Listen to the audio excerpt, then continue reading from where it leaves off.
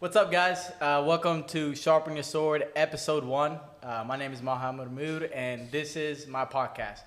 This podcast, guys, I decided to design it, so I decided to create it so we can help you guys out as much as we can. The idea behind this is that your mind is a sword and your body is a sword, and you need to get up every single day so you can sharpen that sword. Because if you want to use your mindset, if you want to use your body for whatever it is, whether it's in business, it's in your personal relationship, you're a husband, you're a wife, you're a father, you're a mother, you're a friend, you're a professional. It doesn't matter what it is. If you're sharp, then you have the capabilities and the tools that you need to succeed.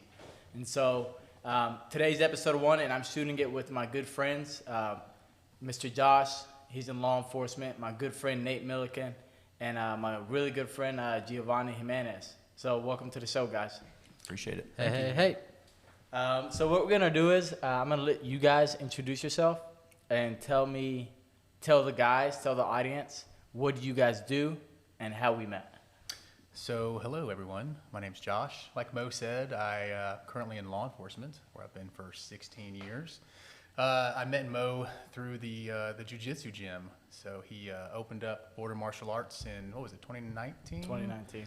So 2019, I had been teaching defensive tactics to law enforcement for about 2 years, and I'd been looking for a gym to open up in my area to actually train jiu-jitsu at, because it's one thing to go through a 40-hour class and teach jiu-jitsu.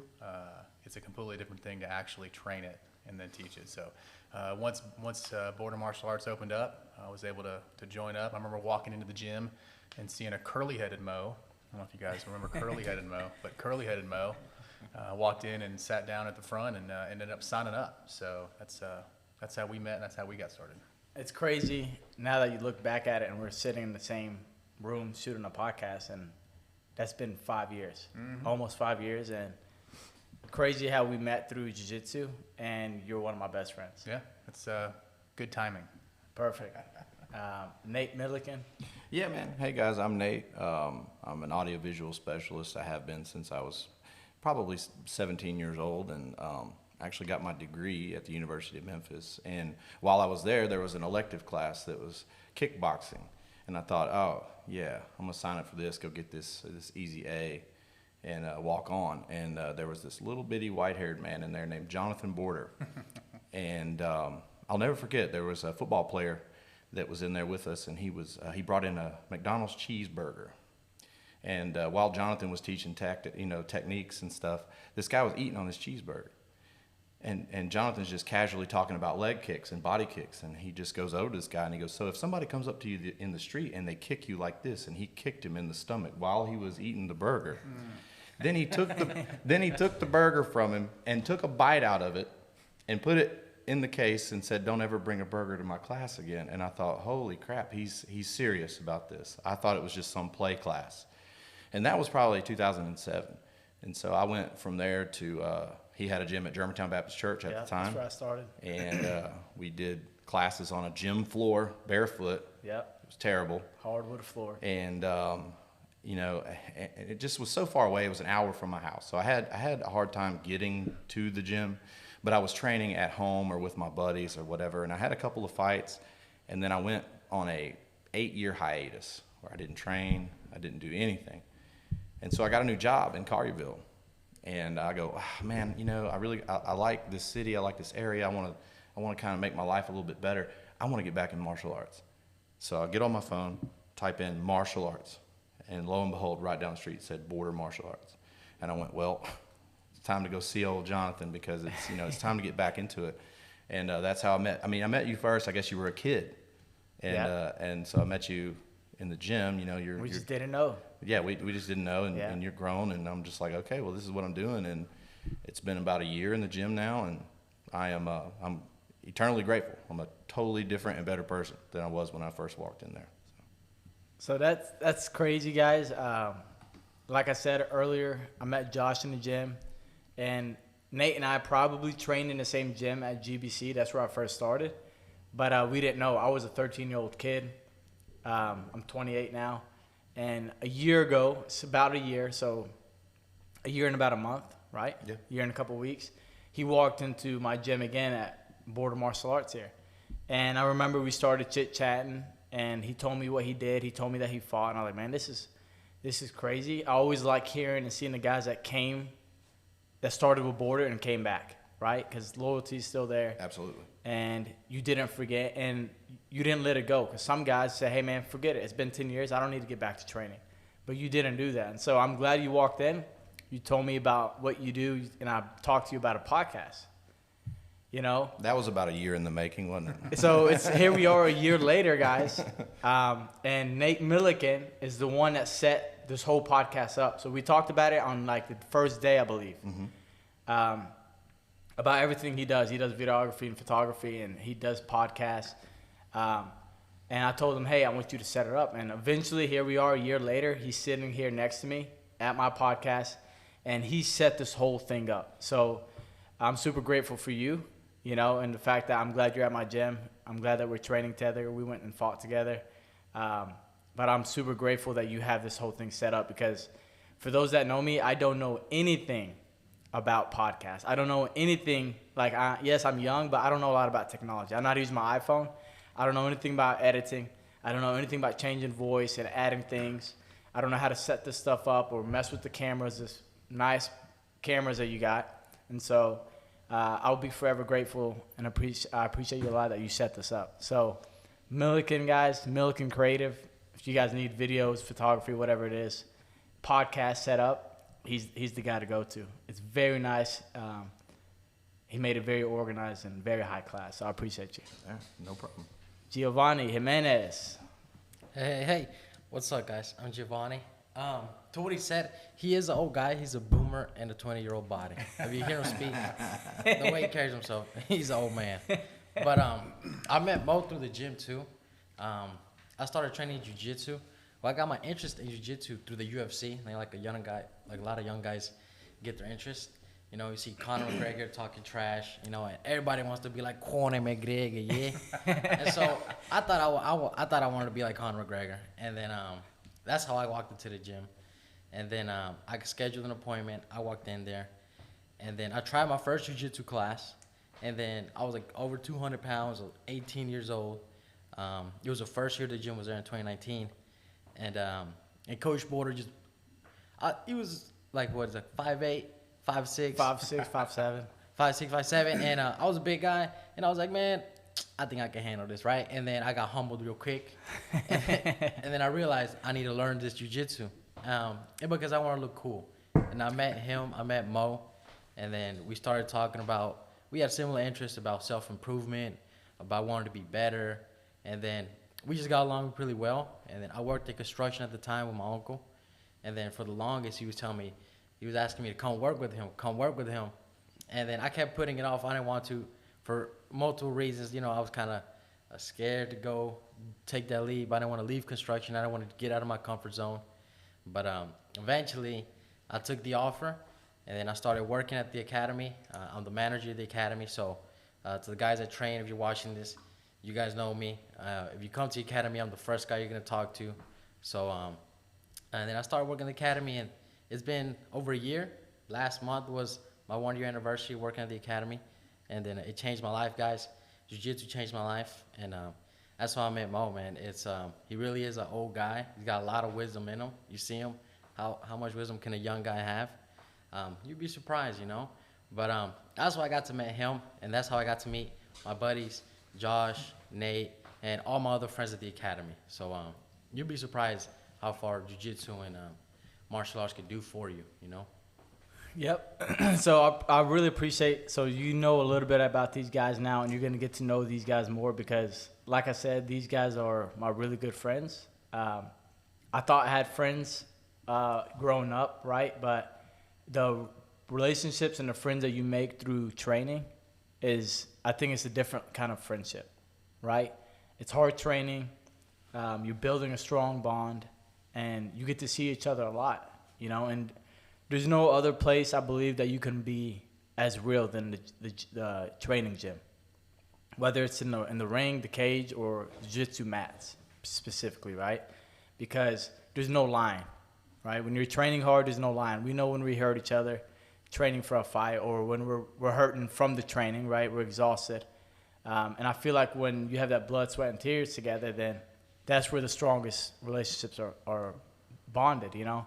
And it's undeniable. It's undeniable that, you know, a group of grown men are going through some of the hardest things that they'll ever have to go through in their lives. I mean, and you look at 1% of the population, well, you know, we're 1%. Yep. The other 99% will never experience that. And so when you go through that, especially like fight camp, you go through that punishment with your boys. I mean, it's just different than your buddies from high school or your college buddies 100%. or your bar buddies, whatever it is. Yep. Absolutely. You and your friends can go to the bars. We try to kill each other every day. You know, you simulate murder on each other, so it's a different kind of bond. You know. Yeah. And so these guys, you're gonna see them a lot, and it always goes back to the same thing. You know, I met these guys at my gym, right? I didn't meet them. I don't think I would have ever met them. Actually, a funny story. I don't think I would have ever met them anywhere else, you know? And today I'm going to talk about my story and how I came up and how I got to opening the gym and how did this happen, right, with these guys. And so, like I said, I didn't think I would have ever came across these guys, but I've come across Giovani one time before. And I didn't know Giovani. And I didn't know that he came into the store. He actually told me this when you started working, I think. Yep. Right? So I had a mattress store, and I sold mattresses, and I'm in a retail business. And he came. It was him and your cousin. Yeah, it was me and my parents. We came to buy some mattresses. Came in, to come buy some mattresses, and I didn't know that he ever walked in. I mean, you see thousands of faces, you know what I'm saying? And one day we were talking after he started working with me, and he told me, hey, I've been there. I walked in. Which is, like I said, it's like he's just another Joe Schmo, right? But since he walked into the gym, he's a different guy, right? For me, whoever walks into my academy, it's a different interaction on day one because you are getting out of your comfort zone to get better. And you're choosing me. You're choosing my academy, right? And if you do sign up, then we have that opportunity to build our relationship. And there won't be another relationship like that ever built because, like Nate said, of everything you have to go through. We're the guys that decided to get up every day and train and put our body through that, put our swords through that, right? So we decided to get up every day and sharpen our swords, which is the hard part to do. Because life gets in the way, responsibilities get in the way, your mind gets in the way.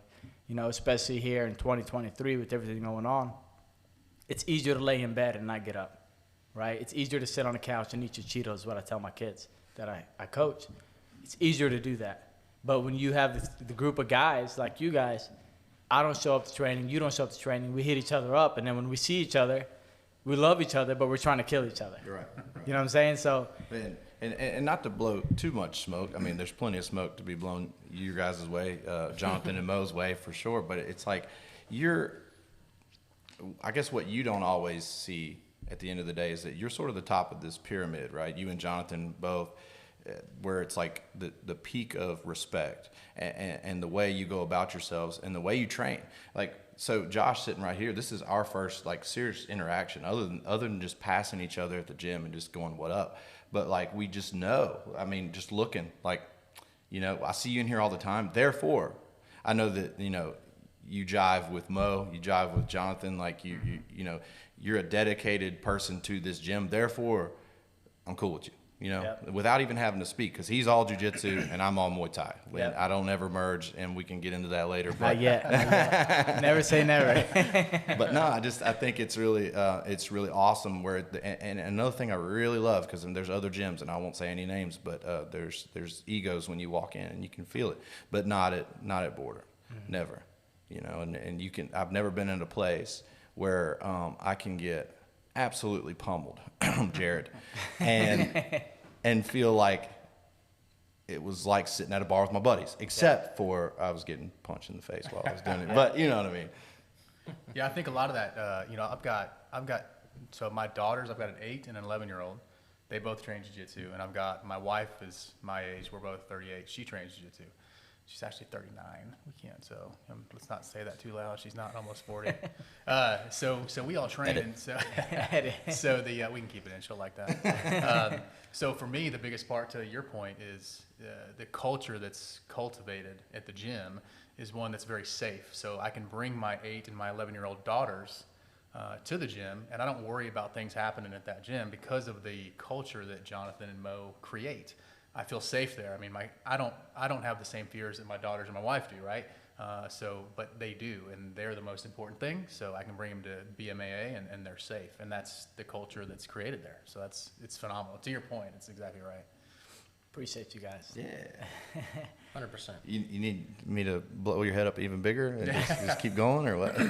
I do think we would be remiss if you didn't go into your story about the story you've told me about how you started, because I'm sure you guys have heard it, but when you told me that story from where you started to all the trials and tribulations you went through and kept going, I was impressed at your lack of quit. Yeah. I mean, you ran into a bunch of stuff that if I had run into, I'd have been like, I'm done doing this. So I think you would be doing a disservice to us and everybody else if you didn't at least give us some kind of taste as to that story. If you want to share it, of course. Yeah, I would share a little bit of it. So it's been a crazy ride. You know, I don't talk about it a lot, right?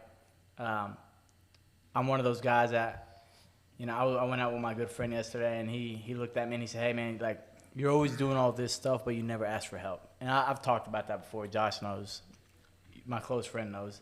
I don't ask for help, right? It's I just like to work, and I think it's because of the way I grew up, right? And the way that I had to grit and grind is like, hey, just rely on yourself and just do what you got to do. And at the end of the day, I believe that I have to be there for you guys, even though like you guys are like my right hand guys now, and I know I can fall back on you guys, right? But I feel like at the end of it all, I need to be as strong as possible no matter what, because I got a lot of people that I got to be there for, you know? So like for me at the gym, it's not a business. People think it's a business for me. I don't do that for a business. I don't do it for money, you know? Thank God. I will say alhamdulillah, right? That means thank God. The gym is going good, and it's going better than I thought it would. But it's not for the money. It's for me, like Coach Border, he's the one where I started with. Like he always told me, he said, my job is not for world champions, for gold medals, for belts. You know, that's when I started wanting to do this, that was my goal. And so it's for helping people. And so it's helping the bullied child, the bullied mom, the lady, the man, the weak man, you know, the woman that's been assaulted. Anybody that needs help, that's my job to help them, you know, and that's through making their mindset stronger and making them physically stronger. And so knowing that, I have to be there for everybody, no matter what time. So all of this started since I was a little kid, right? It's crazy to say that. So big thanks to my dad. You know, my dad, you know, now I see it. Back then I didn't see it. You know, as I get older, I guess you start recognizing these things. But my dad was the first one. Obviously, I wasn't born. He had immigrated from Palestine, present-day Israel. You know, and so there's a war going on. There's oppression going on. I'm not going to get into that political thing later. Josh and I will probably make an episode on that. We will talk about that. I'm learning. Nate Millican's learning, Giovani. So a lot of people are learning about it. So my dad left it. The war is going on. He knew that he needed to start making a living to get a family together, and so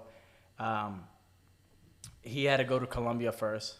You know, he worked 4 years in Colombia, and then he finally got his paperwork, his green card, or whatever paperwork he needed back then to get to the States. My uncle was in the States already, 2 of my uncles. One of them, God rest his soul, he passed away a few years ago. That's another guy that I learned a lot from, and my oldest uncle. And eventually, he got to the States, and he started off with my Uncle Sam in Chicago, and they were street vendors. You know, so all they did was back then, anybody that immigrated from Palestine, all the, you know, Palestinians and Arabs, what we did was we came, because we didn't have anything to piggyback off. You know, we didn't inherit land here in the States. We didn't have a family that started a business. You know, we had to start from scratch. And so he started with my uncle in the street selling clothes and shoes, you know, out of a cargo van. And all they did was travel in this van. They would go to different cities, different states, and they'll set up on a random corner. They'll try it out, and that's how they made their living. And they did that for years. And so fast forward many years, they decided to open a store in Tunica, Mississippi. You know, when you think about Tunica, Mississippi, you think about the casinos. But inside, once you pass the casinos, there's a little town, very small town. And I remember the stories I used to hear my Uncle Sam and my dad, his name is Aziz, you can call him Tony, the stories that they had back then. And it was a dirt road. You know, these days you have a 4-lane highway and you see them, you can get to the casinos, everybody goes there, but they went there to work, you know. And they opened the store in, I think, the late 80s. And it was a success. It was my uncle, you know, Sam, God rest his soul, my dad, and then I had another uncle, my uncle Ahmed, so he doesn't move. He had an aneurysm, so he lost all mobility. And so that's another guy. All my uncles I learned so much from. That's what got me here, you know. And so they opened a store. It was successful. And just work. My dad started a family. And I just pictures of me in the store. And so what are those little baby strollers where you sit in them and then you just kind of run around? Oh, yeah. And so there's pictures of me in the store and in that. So he would just take us to work. Started at 2 years old, 3 years old. You know what I'm saying? And fast forward, I remember, the part that I remember is when I was 8. I remember working in that store. We sold uniforms, and I remember selling uniforms to customers and trying to convince them. I was just 8-year-old kid. They're like, who is this guy? Right? And so I fell in love with that. I always wanted to go to work with my dad, you know? And my dad worked 7 days a week. He drove an hour to work and an hour back. And that was just without counting the storms. You know, there was sometimes, back then there was ice storms, snowstorms, and he would sleep there, so we don't get to see him. And so he did that every single day for 17 or 19 years. Every single day, you know? He didn't believe in taking days off, you know, because we have that old school mentality that employees don't take care of the business the way you do. And so he worked every single day. And so I grew up in that store.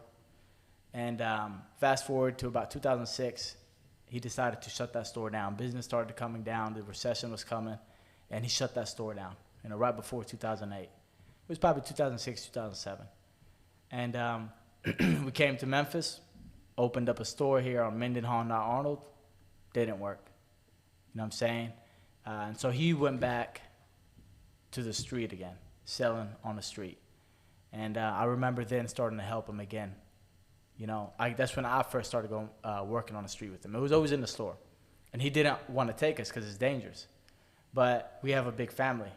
You know, we have, it's 9 of us total, 9 kids total. So he had to work every day. There was no choice, right? We didn't have nothing made for us here. And I would go to work with him every day. And he would take me, my older brother, and sometimes the brother that's younger than me, Mahmoud.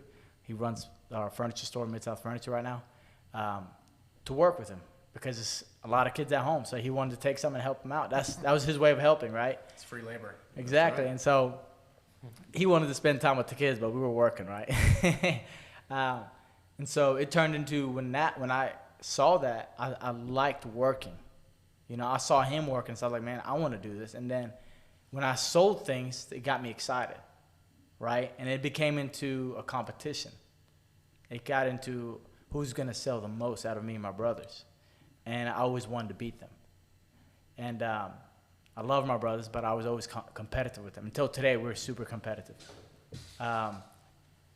So fast forward, you know, I'm 15 years old, probably, 13, 14 years old. And my brother comes home from high school. This is because we moved to Carville at this time, 2006, 2007. So we went to a good school. We went from inner city schools to Carville schools. So that was a big thing. And that's what his biggest thing was. He wanted to get us out of the inner city. So that had made him work even more. We got to Carville, now he has to work even more to pay all the bills. And so around that 13, 14-year-old age, my brother comes home from high school, like, hey, man, like, my friend told me he does kickboxing. I'm like, okay, cool. and we always fought in the streets. We were bad, you know. And No, you? yeah, so a lot of people don't believe it. And so, and I'll give you a funny story before we left Tunica. I'll say here in a minute. We always fought in the streets, and we loved like Bruce Lee. Watched all the Jean-Claude Van Damme, the Karate Kid movies. My uncle was a black belt. My dad did karate. So in my family, it's fight, and you don't let nobody bully you. You don't let nobody step on you. You don't let nobody disrespect you. You don't let nobody talk about your family, your mom, your dad. Nobody talks about the family at all. And there wasn't no, you talk it out. Somebody talks about the family. Somebody talks about the family, you beat them up. You know, that was how it was. And that was like my dad and my uncles were on the same level with that. And when we sat together as a family, me and my dad and my uncles, it was the same thing they would tell us. They would tell us, it's going to sound bad, but it's a saying like somebody messes with you, you step on their neck. You know what I'm saying? So you pretty much, that means like whoop their tail. You know, it doesn't mean literally step on It's a lot their better than what I thought you were going to say. neck. No. Yeah, I was thinking much worse. I know exactly which topic you're thinking about. But it's not literal. It just means you don't give them an inch, right? And so my brother comes home and my dad's like, well, I want my kids to learn how to fight, to defend themselves, and that will make strong men. The guy that's confident, the guy that's soft-spoken, well-spoken, the guy that's strong, physically strong and mentally strong, that's a strong man. I remember him saying it. It didn't make sense to me because I was loud. You probably don't think about it now, you know. I was loud, and I would cuss a lot, and I would yell, and I would do all this stuff. And so my dad's like, well, we'll go try it out. So for you guys that don't know, I'm a Muslim, and this kickboxing gym was in a church, Germantown Baptist Church. And so, 2001, all this stuff that's going on, that's happened. And so when you hear Muslim or you hear Arab, people already standoffish. And so I bring that up not to make it political or religious, but I walk into this church. I'm the only Muslim, me, my brothers, and my dad, to walk into this church, right? And we're greeted by the one and only Jonathan Borden. 5'6", gray-headed. He's never changed. He's like a Terminator. He does not age. Okay? It's true. He looks the same. He still looks the same as when I met him, 14 years ago, 15 years ago. Right. That's when I said that white-haired man, that was 12 years ago. Yeah. So he's still the same. Yeah. It's the same thing. Nothing has changed. And so walked in there, and I'm thinking, me and my brothers had a plan. Okay, like I'm gonna do jiu-jitsu. My brother's gonna do judo. The other brother's gonna do karate, and one of us gonna do Muay Thai kickboxing. This way, we go home and we teach each other. Instead of we couldn't afford all of it. We knew that, and so we all pick a discipline that we'll teach each other. Well, our plan got thrown out the window because as soon as we saw Border, he was very welcoming, and he said, "Okay, you guys are at that weird age where you're not a kid and you're a teenager, so I'm gonna put you in the adult Muay Thai class." Mm-hmm. And so we looked at it and said, "Okay," you know what I'm saying? And we're like, "Oh, whatever. Like, what is this gonna do?" We'll go to this Muay Thai class, and if you know Border guys, we do like 5,000 abs and crunches. Yeah. It's the same routine that he's had for years because he doesn't want you to have a soft body. And so we finished the class and we were in pain. Our abs, we couldn't talk, we couldn't laugh, it hurt so bad by the end of class. We get home and I remember it's right outside the garage and my dad was like, "How's class?" And I'm like, "That was tough, man." And he was like, "Good, you're going back." And so we started training. And fast forward, we couldn't afford it no more. I'm not shy to talk about these things. Everybody has a beginning, right? And I'm gonna be as real as possible because everybody's in a different situation. And so my dad couldn't take us there. My mom couldn't take us there because she's taking care of the kids. She got to make food, bring them home from school, help them with homework and all that. And so I trained for about 1.5 years, 2 years, and then I stopped training. And so I'm about 15, 16 years old, and then I stopped training. And, I'm a teenager, 16 years old. I just want to fight. You know what I'm saying? That's all I want to do is fight. And I remember graduating high school, fast forward, and I heard that Border shut his gym down. And I was very upset. He shut his gym down. I was very upset. I started at Christian Brothers University, and business was still slow, up and down. Like we couldn't get it together, right? And at that time, I started Christian Brothers. I hated school. I just wanted to fight. And that's when I started about 16, 17, I started on the street just like my dad did. And so I bought these cheap shoes that I sold for $20, and I started traveling. And I would just travel to different cities, different towns, and I would set up and sell. And I did that from 16 to about 18. And at 18 years old, I had is it epitome? Like when something comes to An epiphany. Epiphany. You missed an H in there. I was born in America, guys, but I still have Arab language. My grammar ain't that good. My English ain't that good. We're here to help. Yeah, that's why you're my friends. I had an epiphany. I was in Forest City or Brinkley, Arkansas. It was just depressing town, depressing. And I had my friend's car. That morning I woke up at 5 a.m. or so to get up because I had to make the drive. And I didn't want to go to work that day. And I was dreading it. And I finally got like, hey, don't be a B word. You know, that's when I cussed back then. Don't be a B word and get up. You know, and when I say that to myself, that's like the ultimate word for me to get up. Because either I am or I decide not to be and I get up. So I got up, got in the car because I already had it loaded, make it easier on me. I get in there and I have like half a tank or so of gas. Like barely enough gas to get there. And I'm just remember like on the way there, I'm like thinking the whole way, like, dude, why am I going through all this? Like, this is so miserable, you know? Even my family doesn't know this part, but they're going to hear it. It was so miserable, you know, hour and a half drive. I forgot exactly which part of Arkansas it was, Brinkley or Forest City or Marianna, one of those three. So miserable. I didn't want to work that day.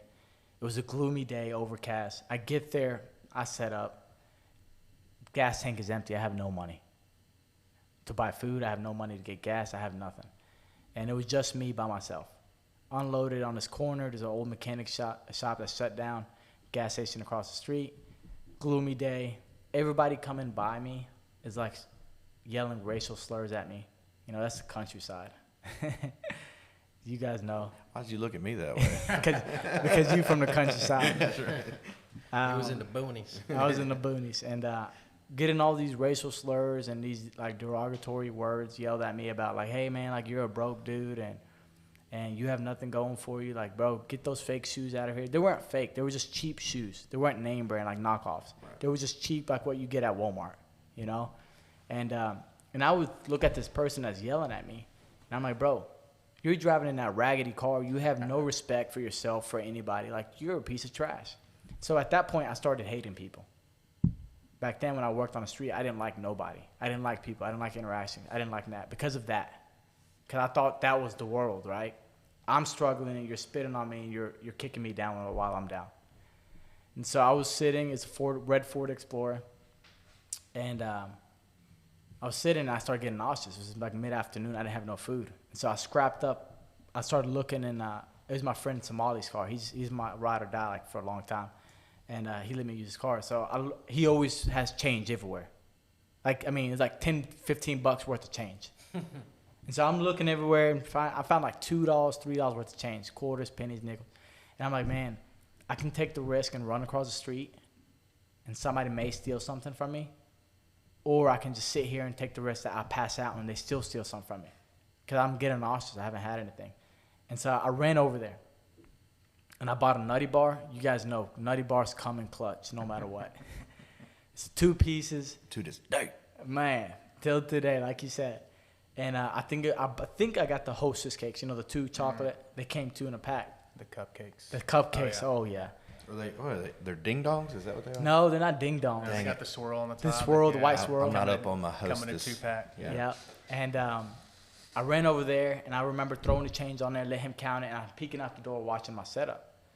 And I get it, and I run back, and I had 1 Hostess cake and 1 Nutty Bar. And I had I think it was a gallon jug of water, and I was already down like a third left, you know. And I had it, and I was like, bro, that was so good, you know. And I was sitting there. I'm trying not to take too long, but this is a crazy story. It's your podcast, brother. And I was sitting there with the door open, and I'm like, I just remember thinking, like, God, like, why is this happening to me? You know, try not to get emotional, but I remember thinking, like, God, why is this happening to me? Like, what did I do to deserve this at 18 years old? Like, I've done something, like something has to happen. Like, why am I going through this? You know? And I was like, man, like, you have to do something. Like, you have to change your life. Like, you have to do something different. Otherwise, you're going to live like this till the day you die. You know? And I remember, didn't sell nothing yet. And I've been out there since like 8 in the morning. Nothing is sold. I can't go back home. And everybody that I'm trying to sell doesn't want to buy for some reason. So it's like, dude, like, what did I do wrong? I was like, why is this happening? I can't make a sale. I usually make at least $20. Couldn't make nothing. And I remember this old lady. I would not forget. She had like the low-cut hair. She's a small, short lady. Super sweet. And she was like, I want this pair of shoes and I want this rug. I had like a few rugs with me. Like, okay, it's going to be $60. I remembered exactly what it's going to be. 40 for the rug. I sold it, and 20 for the shoes. Okay, I'm going to get it. I'm over here, like, picking them up. I'll take it to the car. She opened her wallet. She had a little purse. And then she had those wallets where you hear the clip, like the 2 clips. Mm-hmm. I would never forget that. As she's, like, pulling the money out, she changes her mind. I'm like, what the heck just happened?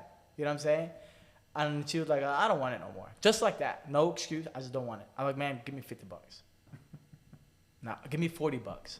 No. Don't worry about it. I don't want it. Dude, I was so depressed. I was so upset. And she leaves. And I'm like, well, darn it. What am I going to do now? And so sit there. And then it gets like 4 or 5 o'clock. And it's like, it's time to go home. If I stay any longer, something's going to happen. You know what I'm saying? They know, like, usually people watch you. You're in their neighborhood. People know this is the time where we'll do our thing. And so I've learned that working on the street. And I'm like, I need to make something happen. And I think it was this guy that's walking. He's like, how much those shoes? $20, bro. And I ain't got 20. It's like, give me 15. I don't got it. Give me $10. I don't got it. He's like, bro, I told him, I said, what do you got in your pocket? Open your pocket. What do you got in your pocket? And I think it was like $7 or $8. I paid more for the shoes than that. I just needed to get home. And he pulls it out, like, give me all of that. Gave him the pair of shoes. I said, you're good. I think it was $8. Went next door, got the gas, loaded up. The whole way home, same thing. Depressed, asking why. And so I was like, something needs to change. That's all I kept thinking, is something needs to change, you know. The stores are not working. I'm not working. You know, whatever I'm doing is not working. Something needs to change. We need to change our life. And I go. I'm going to school. I don't care about school. I'm filling out. I'm not embarrassed to say this. My grades at Christian Brothers University, my GPA dropped to 1.5, 1.6. I didn't want to be there. So eventually I dropped out of that. I got a little bit of money together. I knew somebody that I thought was my friend, but I still appreciate it. Helped me out. I will never forget it till the day I die. Helped me out. I opened my first store. 18 years old. I opened up my first brick and mortar store in Horn Lake, Mississippi. I didn't know nothing about business. I opened a Walmart in a 1,200 square foot building. I had washers and dryers. I had mattresses. I had clothes. I had phones. I had phone accessories. I had anything you thought about. Were you buying gold too? I was buying gold. I was buying phones. 1,200 square feet. Where'd you get your inventory, though? So companies that my dad knew, Okay. like the clothing, the mattresses. He was in the mattress business back then, and got the mattresses, the appliances, clothing from companies, and like I said, I borrowed money. I had a little bit of money saved up, borrowed some money. That store was horrible. Horrible. The worst thing. That's one of the worst experiences that I went through. I had neighbors that hated me. So you're in Horn Lake, Mississippi, in a lot of towns, you're not allowed to put flags up or banners. And so these guys would always call the code enforcement, and it put us in a very big trouble. And it was my neighbor, and I would see him do it. And so, like I said, it made me hate people even more. Because I'm like, you're a small business, I'm a small business. We should help each other rather than try to kill each other, right? Small business is hard. Business is hard. And so back then, I didn't have money to, you know, eat good meals, all that. And so it was me and Somali, like I said. And I met him at GBC first time when I was 13, 14. And he helped me out at that store because I would go to school, and then I would go to work. And so we would save up money and would buy bags of pizza rolls, the big giant bags from Walmart. And so we'd eat 6 pieces a day. We had a microwave oven. We'd eat 6 pieces a day. That was our lunch. If we had a good day where we sold, $40, $50, we'd go to Lenny's. I made friends with the Lenny's lady. She would give me a free drink, some chips, and cookies, just for free. At that time, I found out that Border got hired by a gym in Cordova, And so, all right, I went and saw him and talked to him, told him, hey, I'm coming to train. I want to be a world champion. I want this and that. Whatever. He ignored me. He thought I was lying, just like these days you get a lot of that. And I was Christian Brothers, haven't dropped that quite yet. I was, this emotional 18-year-old kid. I typed up this 2-page, 3-page paper telling him my dreams, and I'm going to open a gym, and it's going to be the best gym in the world, and everybody's going to know us. And I dropped it off at the gym, and I told him, please give it to Border. And put my number. And this dude did not call me, did not email me. I put my email. This was a professional paper. Did not do anything. And I was so upset. I'm like, bro, really? I know I gave you my contact information. And, weeks come by. I would leave Horn Lake. I would take, I think it's 55. 51? The highway? 61.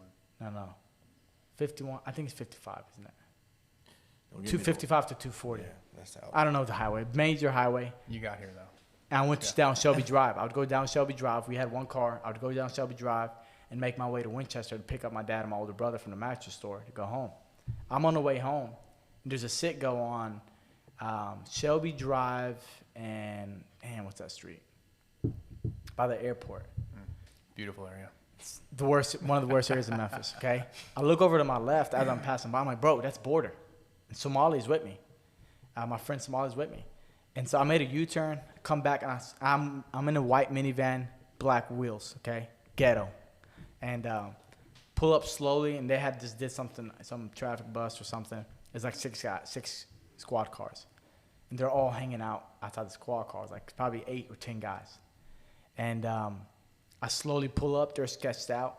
I stop the car in the middle of the parking lot, walk around it, and they all right away are standoffish.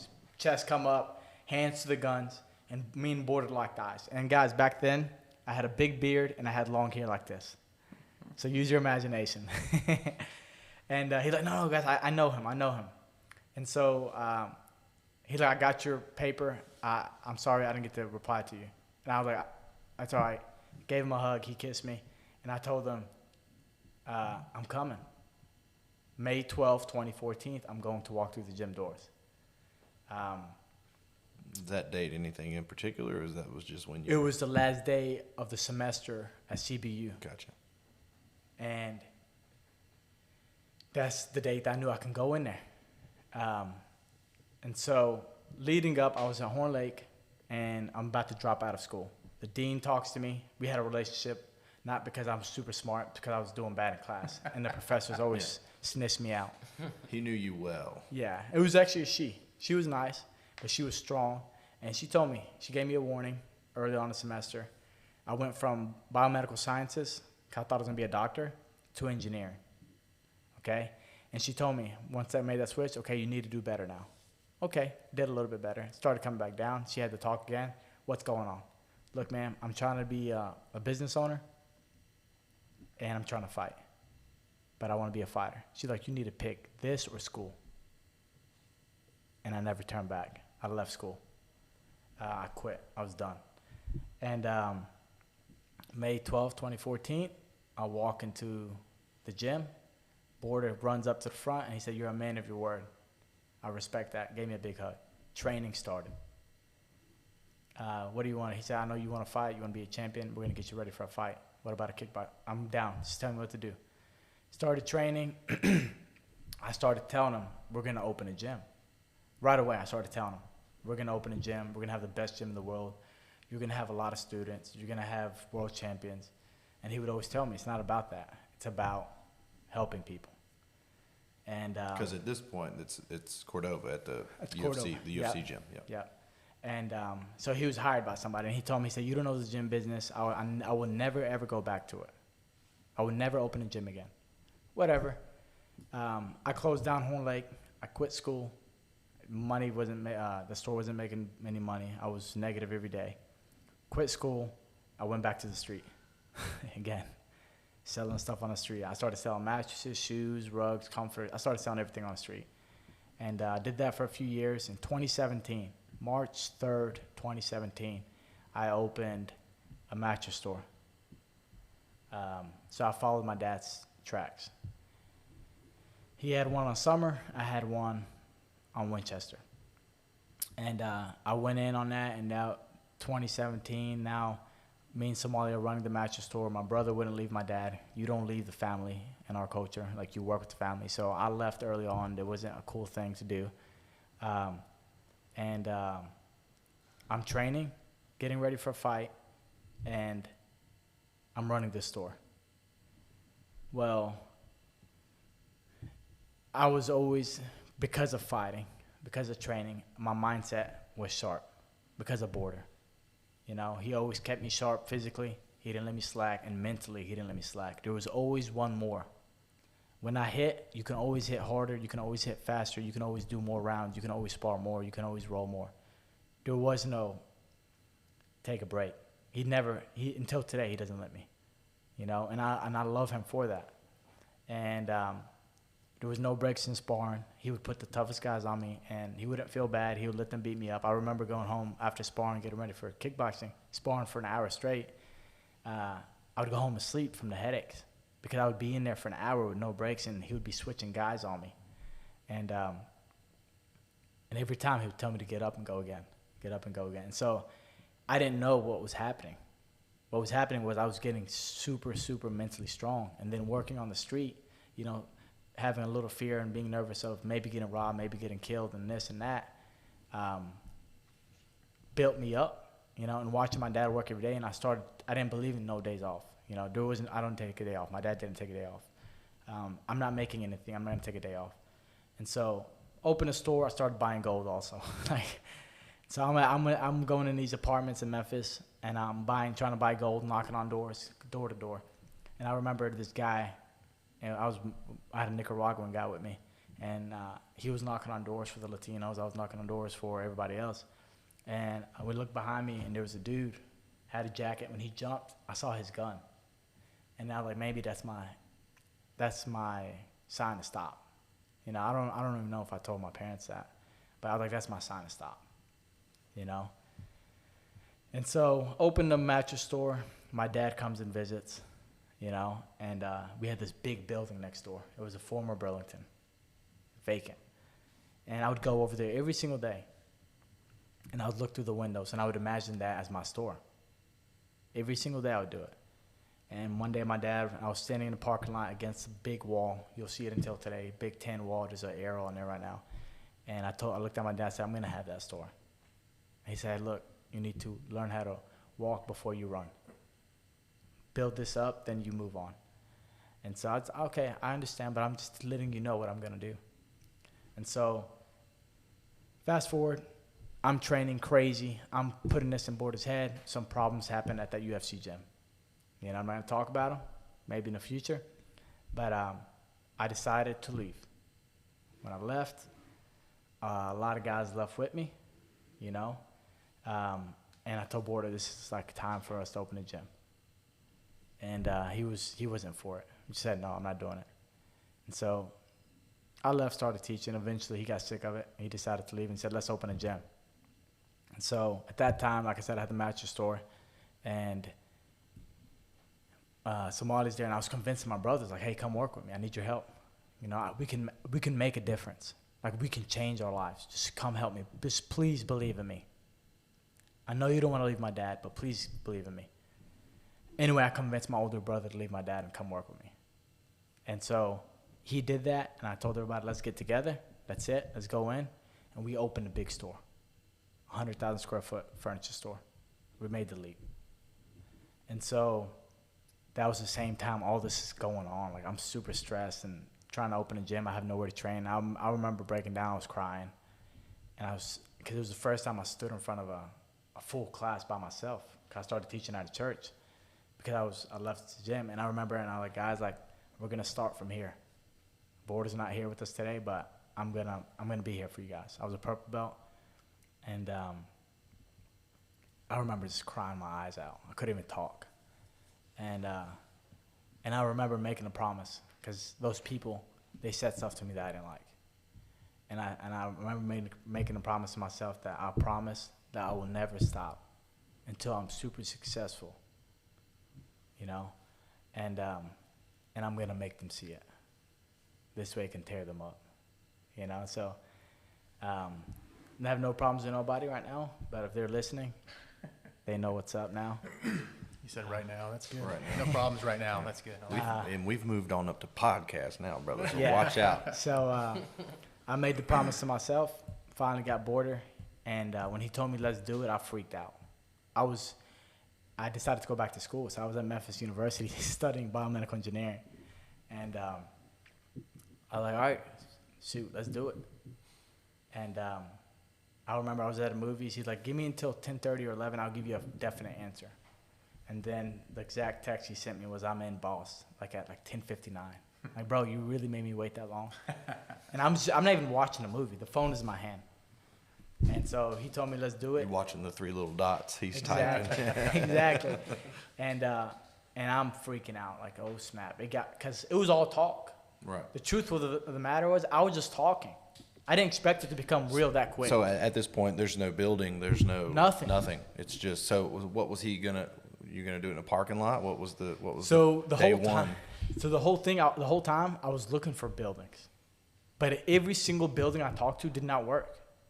Not a single building. Even the building that we're in now, back then, initially they didn't give us the building. Somebody else was interested in it. Fast forward, 'cause I started doing my research a year earlier than when all this happened, because I saw it coming. And a year later, when all this broke down, I told my dad. My dad has very good convincing skills, talking skills, and he would always negotiate leases. He's a very good negotiator, and he's like, bro, just leave it alone. He told me, he's like, how much? Leave it alone. And I'm like, please, I'm asking you one more time. Please give them a call. Gave me a call. They said yes. And I'm like, oh my gosh, you know, I'm freaking out.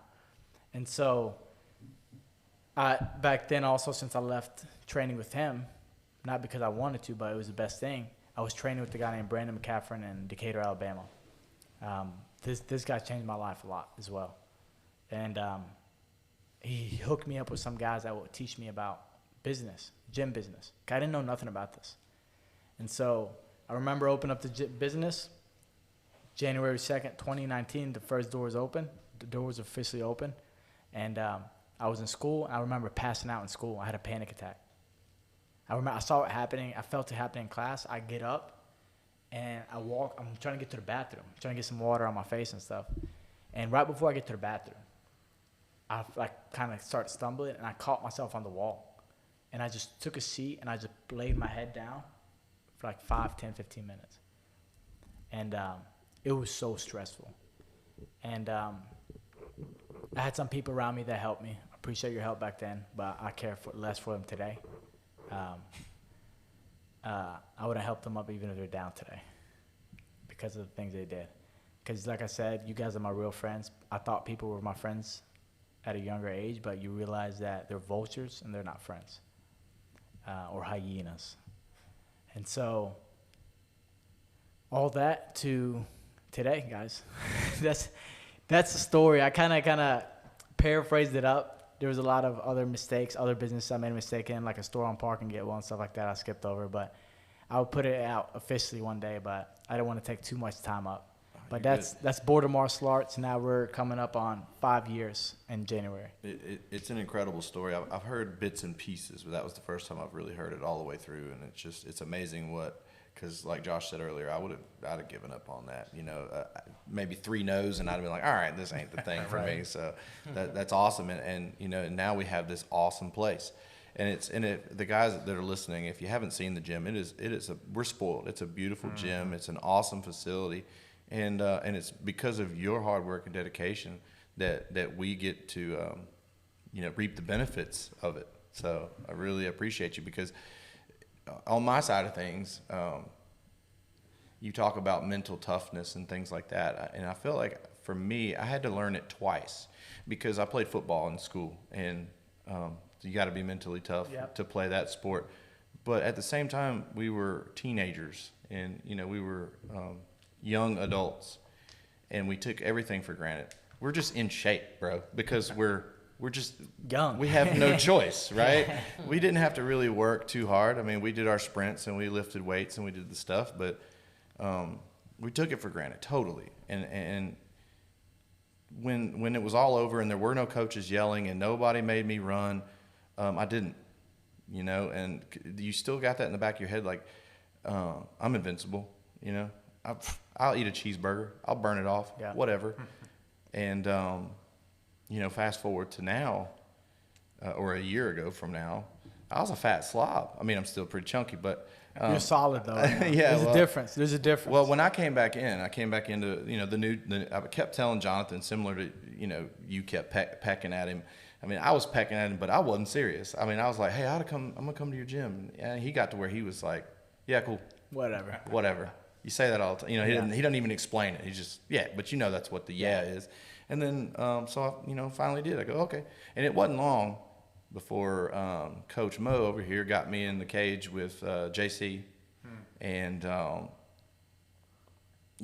man, I felt like it was like one round, but it was probably half a round. Yeah. Sucking wind. You sent it to me last week. I sure did. Yeah. And I was like, check this out, because we're hypercritical of each other.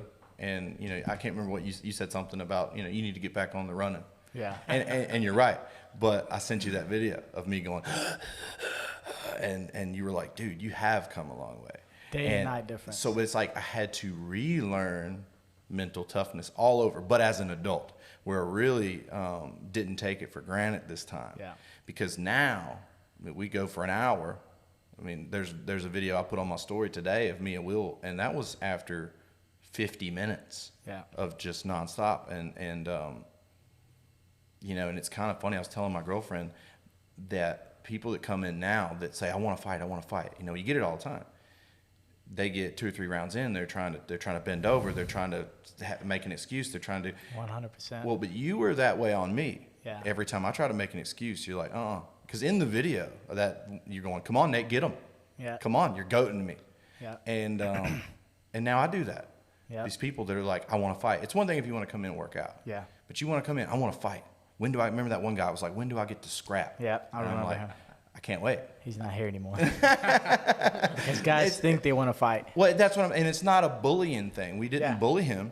We just showed him what's hey, real. man, it's really like I'm a guy of analogies. It's like, hey, where I come from, people do a lot of hill climbs, crazy hill climbing stuff, and it's like, hey, dude, we just climbed this hill. We're up here. Yeah. Do you want to climb this hill? Yeah. And a lot of them see the hill and they go, yeah, I can climb that hill. They get halfway up it and they go, never mind. I'll see you guys. Because their mind is not sharp. Exactly. But you got to just stick with it. Yeah. And it's you and it's Jonathan and it's Josh and there's certain people in the gym where I was like, I don't want to let them down. I'm a heavy drinker, and I think a lot of people know that about me. And there was a point, especially when we started camp, where I was like, I have to set this down. I have to set it down because I don't want to let them down.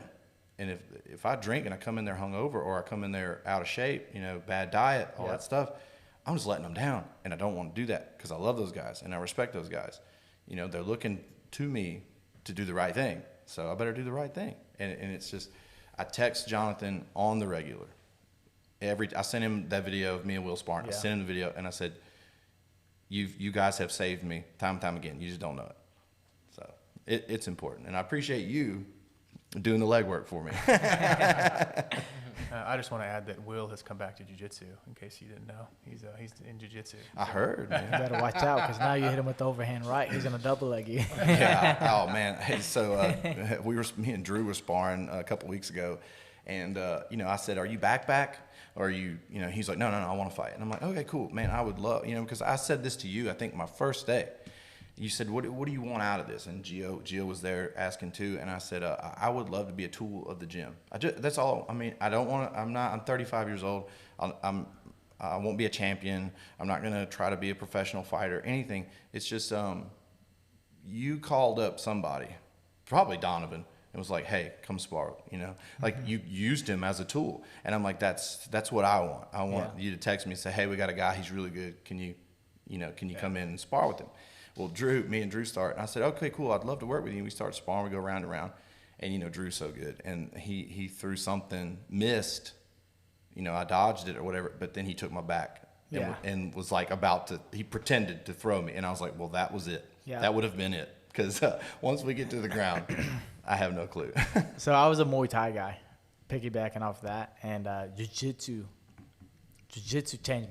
Jiu-jitsu is what changed my life. Mm-hmm. That's where I learned mental strength, That's where I learned how I had to have a bulletproof mindset. And so I'm going to let Josh jump in on this, but Jiu-jitsu, in my opinion, beats everything.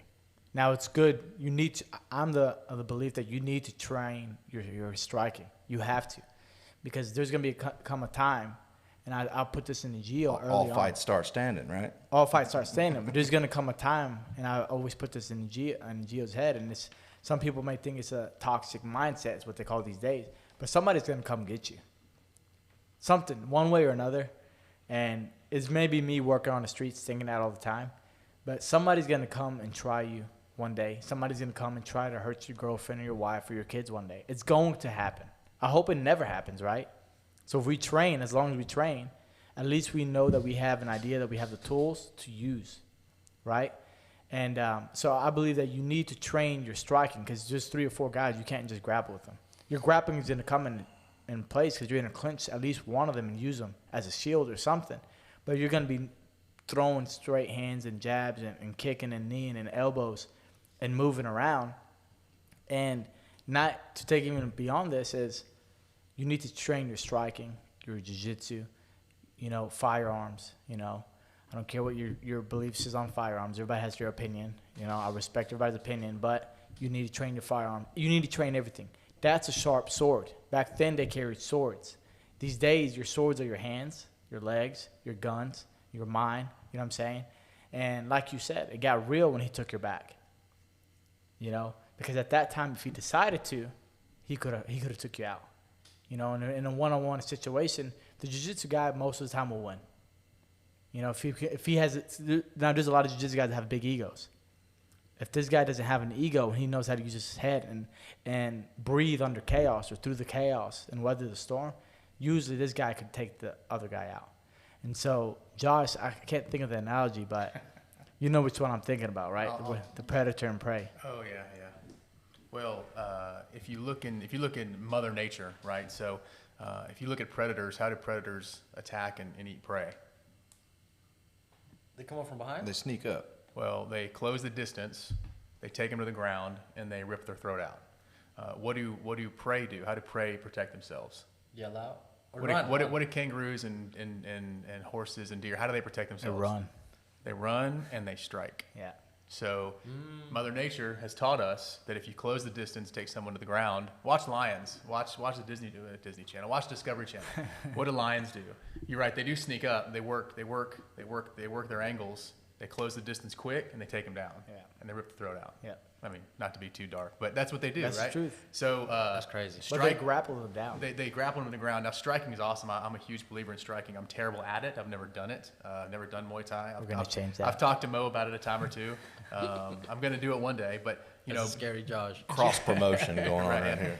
But jiu-jitsu is real big about managing distance, right? Like on the ground, even when we're teaching kids, we teach them to manage the distance. If there's space between me and my opponent, either he's going to fill it or I'm going to fill it. And I want to be the one that fills it because I'm going to fill it with a part of my body, which is going to either stop him from moving forward or allow me to move, right?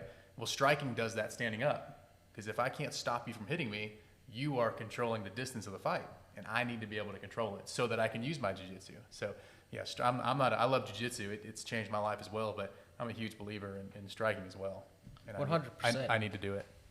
I don't know if you guys seen recently on the news. There's a big story on the news. It happened in New York. It was this activist that he got stabbed to death. I saw it. There's even saw it on Twitter. There was a camera footage This guy walked by them, and then he came back again. Oh, I did see And that. then they skipped the part where he was stabbed to death, but it's there, and it's very graphic. And I remember seeing this. And clearly the activist had no self-defense skills. He tried to push him away and try to run away. But even I'd been doing jiu-jitsu for 4 years. I'm a jiu-jitsu blue belt. And I was terrified. I was like, wow, what if that was me? What would I have done in that situation, right? And I'm trained, and we train hard in the gym, and we throw down. And even me, as we throw down, I'm not cocky enough to be like, I could have handled that 100%, right? That's what really got me thinking, like, that's the importance of always training. You always got to be, like Mo says, you got to keep your sword sharp. You know, you can't be dull, because you never know what can happen. There was a picture of him. It's super sad. That same night, they were on a date night, and then it's sad to see that a few hours later, he was dead on the street. Mm-hmm. And so you never know when it can happen. Like, someone will try to come take your lunch money. Someone will come after you, whether it's because they're envious of what you have, or maybe you're just at the wrong time at the wrong place. And that really reminded me of why you have to train and why you always have to be sharp. Yep, 100%. Yeah, I don't want to grapple with someone. Just to be clear, I don't want to grapple with anybody with a knife. Just Yeah. so we're clear. Yeah, I remember the old defense classes. Jonathan would say, "I'll teach you gun defense, but I'm not teaching you knife defense." Yeah. There's that one, the golden rule of knife fighting is you're going to get cut. No matter what, you're going to get cut. And if you've seen what knives do to people, man, no thanks, man. I create some distance and get out of there, or go to another tool. Yeah.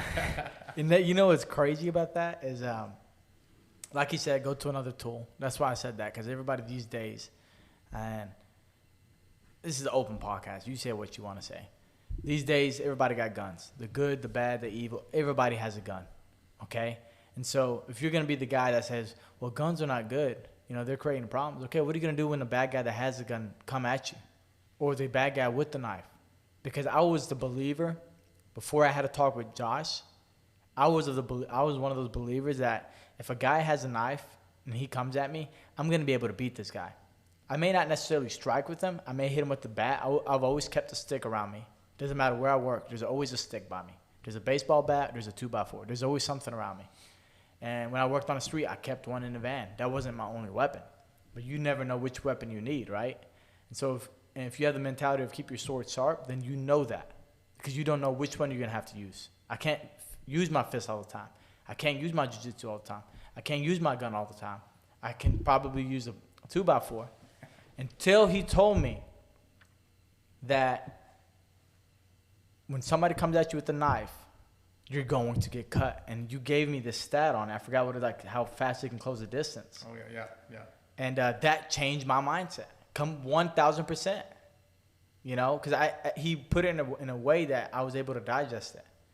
And do you remember the stat that you told me? Well, yeah. So Force Science is an institute that does studies on like human performance during critical incidents or attacks. And one of the things they teach is knife defense for cops, because edged weapons are a big problem for law enforcement, because we're constantly in close proximity to people. We have to be in close proximity to just normal people that aren't trying to stab us. But unfortunately, some people want to stab people. So they study kind of how best practice when it comes to edged weapons. So the general rule is that human beings have about a 5-foot reach, generally, very generally speaking. So if I'm within 5 feet of you, if my knife is 12 inches long, that's a 6-foot reach that I can close that distance super fast. And then if you going back a little further, the 21-foot rule in law enforcement is that humans can cover 21 feet within a split second. So if I'm standing 21 feet away from someone and it's open air, if he's got a knife, he can close that distance faster than I can draw my weapon and engage him with accurate gunfire. And we all know that gunfire doesn't immediately put people down. So people can get to you very quick. So if someone's got a knife, don't sleep on that. Try to get a barrier between you and them. Try to get something that makes them have to work to get to you, because they're going to get to you. So I think that's what we talked about, was the 21-foot rule, and then the rest of it kind of came after it. That's exactly what it was, a 21-foot rule. And then I think we measured it out, or I went to work, because I worked in a part of town, like Binghamton area, I would say. I don't know, is that called Binghamton? Binghamton, which one? Summer and Perkins. Sure. Yeah, like Binghamton area. There's a lot of crackheads, you know. And so they always got knives on them. And I had a problem once before when I was younger that a guy did have like 4 or 5 blades, but I remember one of them being like about 12, 14 inches. My God. And thankfully, I'm not going to go into detail in that situation. It was a grappling match, but I didn't know until later, okay? But he came at us, and we took him down, and we controlled him. But until he told me the 21-foot rule and how fast, and we measured it, and we tested it. Like, I went to work and tested it. Yeah. And I was like, bro, what the heck? Thank God I met this guy. You know what I'm saying? Because, like, you're working. Everybody carries knives these days, just like guns. The good, the bad, the evil, they carry knives, they carry guns, right? And usually a lot of the bad guys have a knife, and usually you'll see you pull them out, And so when he told me that, completely changed my mindset. It's either, if I can, I'm going to try to find a way to stop it, right? Or I'm going to run. So a lot of guys think that running is not an option, specifically men. Now, if I have a family with me, my wife and my kids or my girlfriend, whoever it's with me, whoever's with you, I'm not going to run. You have no choice. And so what are you going to do then? Right. What's the weapon of choice that you go to now? You know what I'm saying? But running is always an option. If you can run, you should always run, in my opinion. But what if you can't run? That's the biggest question that people don't think about. That's the biggest thing, and I've had that mindset for a very long time, and it's ingrained in me. And like I said, some people look at it like it's a wrong mindset or unhealthy mindset, but that's why you need to keep your sword sharp every day. And it's hard to keep your sword sharp every day, but something's going to happen to you. Whether it's a physical fight, somebody attacking you, trying to kill you, trying to hurt you, trying to hurt your family, or it's a fight from just life. A rough time with your relationship, or a rough time in business, or a rough time in whatever it is, and you're not sharp to fight against it. Your sword is not sharp enough to beat that. Then what do? And so that's why you have to get up every single day. That's the hard part, and sharpen your sword, because one day you're going to have to pull your sword and use it. And when you pull it, are you going to be ready to use it? Dang, you don't want to pull out a dull sword now, right? 100%, You can't shoot a gun, you pull it out, you're pulling it out for no reason, in my opinion. If you can't fight, you try to fight. You're fighting for no reason, And men specifically think they can protect their family. I'm going to see red and bodies are going to hit the floor. 100%. You hear that all the time, right? That's my favorite saying when people say that to me. You don't know me, bro. I'm different when I'm angry. Yeah. We've seen a lot of them come through the gym, too. Oh, my gosh, And, for people that are interested in getting into martial arts, it'll fix that for you real quick. 100%. You know what I mean? If you've got that problem. And I don't fault anybody for having that, because, as men, we're all supposed to, we're badasses, right? Like, that's just what we're told. Your natural ego, too. Right. Natural ego, all that stuff. And then you just have no clue. Yeah. You have no clue. I mean, Dan Chappelle was the first person. I remember him. Yeah, blasted me in the face. Okay, so me getting into martial arts honestly was not a thing of ego for me. I was a very underconfident person. My dad is a giant man. If you ever see my dad, you'll wonder what the heck happened to me. I'm serious. He's 6'5", he's 275, and he's not a fat guy. Make sure not to fight him. Well, I could chop the tree down now, son. You know what I mean? But he was so big, and I was so small. I mean, I didn't crack 200 pounds until after graduating high school. So to play football, I was a linebacker and I was a tight end. Like, I had to really be tough because I was nowhere near the size I should have been to play those positions. And so I was very underconfident, and I was scared of fighting.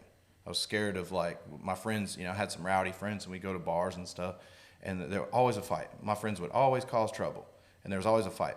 And it would terrify me to death because I'm just, you see people get knocked out or whatever, and you go, oh my gosh, I don't want that to happen. You just get so scared. And so when I came to Borders at the church, it was more of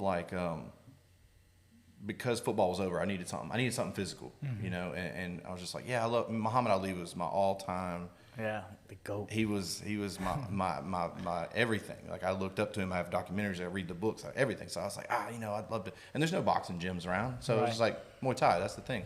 I go in there and I spar, and then Drew Edwards is in there, and Dan Chappelle, whatever. And Dan just circles around and overhand rights me so freaking hard in the face. And I remember being like, I got a lot to learn, you know, but definitely that seeing the red thing just gone. Because immediately in that moment you realize, like, I'm not as, you can be tough. You can be tough all day, but you're not as good, or you're not as badass as you thought you were. Right. And if you're the type of person that has the right mindset, that wants to sharpen the sword and put the tool in the tool bag, you'll keep going until you're one of the one blasting people in the face and making them go, I got to keep coming in this gym. I got to figure that out. Yep. Exactly. And I was the opposite of that, you know. When I was younger, like I said, I was always fighting, you know, and I was overly confident. I don't know where it came from, you know. It was just I was super confident growing up, overly confident. And when I met Border at 18 years old, you know, I'm in good shape. I used to work out, and you know, 5'6", gray-headed dude. I'm like, we're finna grapple. I'm finna mess this guy up. That was my first thought, because he made me do jiu-jitsu. I didn't want to do jiu-jitsu, and I'm like, I'm gonna mess this guy up. And he throws me down, puts me in side control. And if you guys know Jonathan Border, he feels like a 1,000-pound man in side control. His pressure is unbelievable, you know. And I couldn't breathe. I could not breathe, and I quit. I tapped, but it wasn't just a tap because I got hurt. It was a tap from quitting. Like, get off me, yeah. It was get off me. And that's one of the worst feelings as a man to go through, is quitting, you know? And I've never quit that I can recall, especially through all that trial and failure at business and the struggle, until Border did that to me. And I'm like, what the heck, you know? And so Border's a very confident guy, but he's a different kind of confidence. You know, you got guys that are overconfident that say, I'll see red, and bodies will start dropping. Or, bro, you don't know me, you know? Or you got a guy that doesn't talk. He's very well-spoken. He helps everybody because he's capable. He's competent, right? He has the tools to back it up. So he doesn't need to talk about it. And so I went from this guy, I'm so confident, you know, but we have a natural, men specifically have a natural ego, right? But I went from this guy that was super confident, overly confident with no tools, to a guy that's confident, you know, but has the tools. Back then, I always used to fight. Now, it's the opposite. It's like I'm almost afraid to fight, you know. I'm not afraid. I will fight anybody, anytime, any man. I'm not afraid of any man, right? But it's because of the tools. But I don't want to engage in a fight because I know what the possibilities are. The possibility is me possibly getting hurt, right? Or my loved ones getting hurt. Even if I win, it's still a lose-lose situation, in my opinion. Or I'm hurting somebody super bad. So for me, it's like, because of the training, I don't even want to engage in fights anymore. Right. Unless it's an MMA fight or jiu-jitsu match, kickboxing fight. That's different for me. You know, you still get the nerves for that. That's different. But I want to do that. I love that. That's my way of staying out of trouble, is competing. Yeah. Because I still have that wanting to fight urge in my system, right? But I went from wanting to fight and not caring what will happen, you know, even leading up to like 21, 22, when I'm in the street and I'm in South Memphis. I was like, these guys can't stop me. All they had to do was pull a gun out. You know, now it's gone from that to, hey man, let's talk it out. Yeah. But when you say, hey man, let's talk it out, and you're a trained guy, when you have tools, it's a different, hey man. It's like they know, you know, that the other end of it is they're going to get hurt. Yeah. And it's like, you know, I used to hate giving that person the last word. I wanted to be that one with the last word. Same here. You know, but I mean, just because I was scared to fight didn't mean I wasn't a hothead myself. I mean, I had a temper and all that, and I wanted to win the argument. I'll keep talking, and if it ended in a fight, then it ended in a fight. But now, I'll let the guy say whatever, F you, F that, whatever. Okay. Yeah. And I'll walk away from it. It's just, once you train and once you do it, it totally dials you back. Yeah. You know, because you know what your capabilities are, and you know that most people are nowhere near as capable. So there's a really cool quote that I saw not too long ago. There's an Instagram page called Grapplers with a Sign. You guys ever followed them before? So it's literally a guy who sits on a jiu-jitsu mat and writes something funny on and holds it up. And so he posted one. It was a couple months ago now, but it said confidence is quiet, insecurity is loud. And man, I read that one 3 or 4 times, and that really hit home. That is a really cool, that confident guy who doesn't have to like talk all that noise and talk all that garbage. I mean, that's the guy you get scared of. The guy that's sitting in the back of the room watching, that's not being loud. That's the guy you watch. I was waiting for you to say that. Yeah, that's one of the favorite things I've ever read. Yeah. His confidence is quiet. I mean, but why would you need to rip your shirt off and say, and pat your chest and say, y'all want to mess with me? I'm the guy. When you're a trained person, why would you? We've gone mano y mano. I mean, you with jiu-jitsu tournaments, and then me in the kickboxing, all that. We've gone like straight up man to man, one-on-one. We know. We don't need to go prove it in a bar somewhere. It's just whatever. Let the guy yell. It's always the loudest one. That's usually the first one on the ground, honestly. When I used to work for a different police department than I work for now, a much larger department in this area. And I had a friend of mine, he was a real close friend of mine. He was a black guy, right? And we're super friends. We're still friends to today. And I was young, I was 18 at the time, and I asked him, I was like, hey man, why is it that when we're out, because we'd be working in Memphis, right? I said, these black dudes will walk up to me and they'll be so loud, they'll be hooting and hollering and being loud. Like, why do they do that? And he's like, Josh, man, they don't want to fight you. They're trying to scare you because they're scared to fight a white boy. I was like, I didn't understand, I was born in the North. I'm not used to all this down here. I was like, he's like, man, because listen, if I punch a white dude, and he starts bleeding, he wants to fight more. He goes, if I punch a black dude and he starts bleeding, we're done fighting. I don't want to fight anymore. Like, I'm done. We're out of here, So I found that pretty. So to your point, like that peacocking is to me, it's people don't really want to fight. Like they're wanting you to back down. Yeah. So like a peacock does, spread those feathers. Okay, you back down. All right, cool, he wins. Or you say, hey man, that confidence comes out. Ooh, wait a minute. I need to rethink my actions right now. So. Yeah. And if you did if you walked over there to that guy with a waiver and said come to Border Martial Arts, sign this waiver, we'll go 5 rounds, they won't show. Yeah. Never. And it's like it's not by me. Yeah, by me saying it, it's not. I'm not overconfident. Yeah. I'm just saying I'm willing to. I will fight you. Win, lose, draw. I don't care. But I will be there with bells on. But they won't. Yeah. They won't. And that's why I talk to you guys. Yeah. Over even my friends from my hometown. I talk to them, but it's a different talk. It's just different because they won't go through what we go through on a day-to-day basis, in the gym. And you know what's crazy for me? Ever since I started even more, and this is the last couple of years where I really started pushing more into it. When you go down this road of sharpening your sword every day and you have that mindset, you start losing a lot of people around you, You start losing a lot of people around you, and then at the same time, like you said, you don't even want to engage with people around you because they're lazy slobs. They're weak, lazy men. You know what I'm saying? Like, I don't like to be around those guys because proximity is a real thing. Whoever is around you is who's going to affect you the most, And so, like, if I have these guys that are, running their mouth and it's ego and I can do this and I can do that, and they're not doing anything to change their life or make their mind stronger or their body stronger or sharpen their sword, anything at all, I can't be around you, And so that's why I love hanging out with my gym students and members and friends because you guys are coming and doing it every day. So I have extreme respect for that, But just like you said, those guys that are running their mouth, man, like they're just big mouth. Yeah. It's easy talk. The guy that I believe that the guy that you have the peacocker, the guy that has a big ego and yelling and doing this, and this guy that's super confident. This guy is super confident, in my opinion, because he's already gone through it, one way or another. Yeah. Because the process of sharpening your sword is extremely hard. Nobody said it was easy, and I think successful people like I listen to a lot of successful people: Ed Milet, Andy Frisella, Kieran Bedros, like Tony Robbins, and then you can go into the fighters. Like, they don't talk about the process, It seems like people skip over the process and they see success.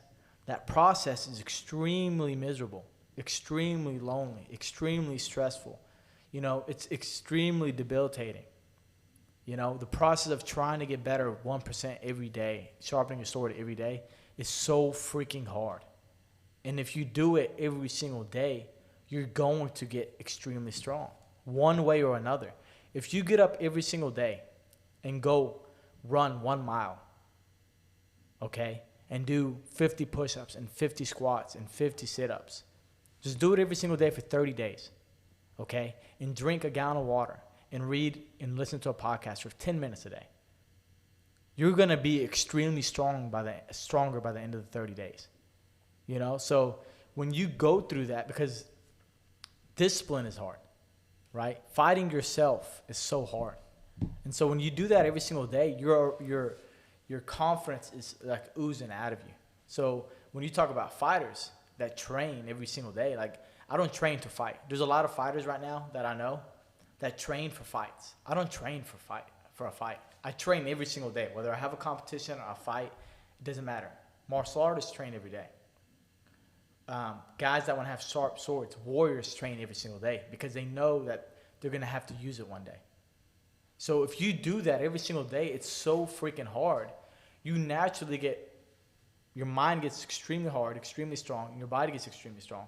So when you have this guy that doesn't do anything and is running his mouth and yelling and doing this, and then you have this guy that's gone through the process, and then this guy says, hey man, very quietly and very direct, with good posture, with good eye contact, hey man, you don't want to do this right now.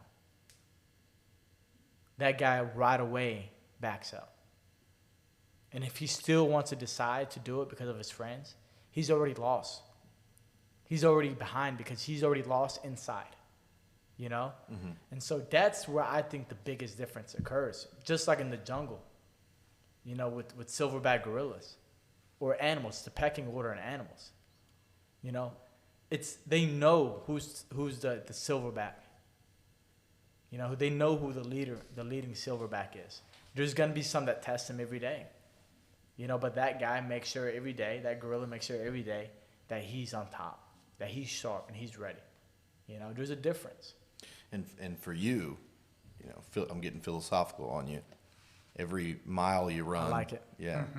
Every mile you run, every push-up you do, every round, every drill is a mile further away from Tupelo, Mississippi, or Tunica, Mississippi. It's a mile away from mattress stores that don't work, and you know, you without knowing, you already did the work mentally. You came in mentally sharp in the mind before you even started training. Yeah. So you know, and I know I don't even have to think. I know that you think every day, I'd rather be training than be, you know, trying to sell cheap shoes on the side of the street. You know what I mean? 1,000%. So, yeah, it all comes full circle for you, and then you drag us into it with you. So, you know, it's a good way of putting it. I feel very dragged into this. Yeah, I definitely do. I get them more than I don't, because I'm the guy that I can't go to ATC by myself. Yeah, I'll just stare at the equipment. Right. Same here. Yeah. And Mo, you know, you always say it like you're a caveman. You're like, why you no train? And then, you know, just and fighting that, it's really, you know, if anybody out there is listening and they feel like me, I'm the best example of just make it through the door. Just get through the door. And I just need a little jerk, a little text message, a little something, or I'm in a bad mood. That's usually what'll do it. Yeah. But I dread it every day, especially during fight camp. I'd be at work and I'd be like, I gotta be there at 10 in the morning, 10 a.m. training. Excuses to start to creep up. What can I see? I can text Mo and tell him that I got, and then there's another voice that goes, just walk through the door. Just walk through the door. And I walk in there with my gym bag, and there's JC, and there's Will, there's the big boys, there's Donovan, and I'm like, son of a gun. Well, I'm here now, and I can't walk away. So, and then it's almost like sparring to me is almost like, my girlfriend, when I come home from sparring, she says, you're very talkative, and you're very upbeat, and you're different. And I'm like, I just survived. Yeah. I just survived something, because y'all talk about me being, big and hit hard and all that, but I'm terrified in there. I really am. And it's like any minute I could catch the big one. I mean, Will kneed me in the freaking nose. I saw it. And I saw TV static for about 5 seconds. And that's what I'm scared of. You know, that's what I'm terrified. But not about, you know, it hit me. It took me a second to figure out what was going on. And then I was like, all right, we're back in it. But there for a minute, I was like, I'm getting knocked out. Oh, you know, and, you know, it's just, it's awesome what Border has done. And not Border himself, Border the gym. It's everybody. It's all of us. Yep, I agree with that. Yeah, so I'm gonna have to leave to get my kids here in a second, so you can edit this guy's edits out. But there's I saw something not too long ago. Pick your hard. So right, so like, you know, fighting in a fight is hard. Losing in a fight's hard. Pick your hard. Yep. You know, being healthy is hard. Being fat is hard. Pick your hard. And I really like that. I'm big on quotes, and that was a pretty good one to me. You know, training jiu-jitsu is hard. You know, it's hard during Friday night comp classes. But being stuck under a dude in Nashville in a Naga tournament is hard too. I've been there. It's not fun. So pick your hard, man. I'd rather do the hard that gets me better than the hard that leads me to losing. So Yeah. It's a good way to leave it, Josh. Right, yeah, right. And on that one, mic drop, and boom, I'm out. All right. I'll see you guys later. Appreciate you, Josh. Thank you, bro. No, thank you. Is that okay sitting there? Yeah, let's man. go. Right here, we'll just keep on rolling, man. That was fun. You guys have fun. All right, sir. see you, man. Thank you. Thank you. Yeah. Yeah. I had a train of thought, but I lost it. But the thing about training is that, like you were saying, is it's extremely hard to go into training. Okay? But your body honestly wants that. You don't know that mentally. You don't necessarily know that on a day-to-day basis, right? You say it's so hard, but after you're trained, how good do you feel? Oh, yeah. Your body's like, thank you so much for getting a workout. Thank you for putting me through that. You know, your mind is not necessarily saying that at the beginning. That's the power of the mind. You know what I'm saying? The mind is so unbelievably powerful that it can convince you not to do something good that it's good for you because it's hard. But afterwards, your body listens. You go through that hard sparring session. Now your body's like, thank you so much. And then your mind on top of that is like, thank you so much. That's why you can think clearer afterwards. That's why you can be so much more energetic after an hour of training, even though it's 9 at night or 10 at night. You know, and then you can participate with your friends and family because of that. You know, so your body and your mind actually want it, but it's that initial fight that you need to go through of, hey, just sit at home and be lazy. Yeah. And just that, and then when you accomplish the class, it's like, I can. I didn't think I could, but I can. You know, and that's what gets the endorphins going for me.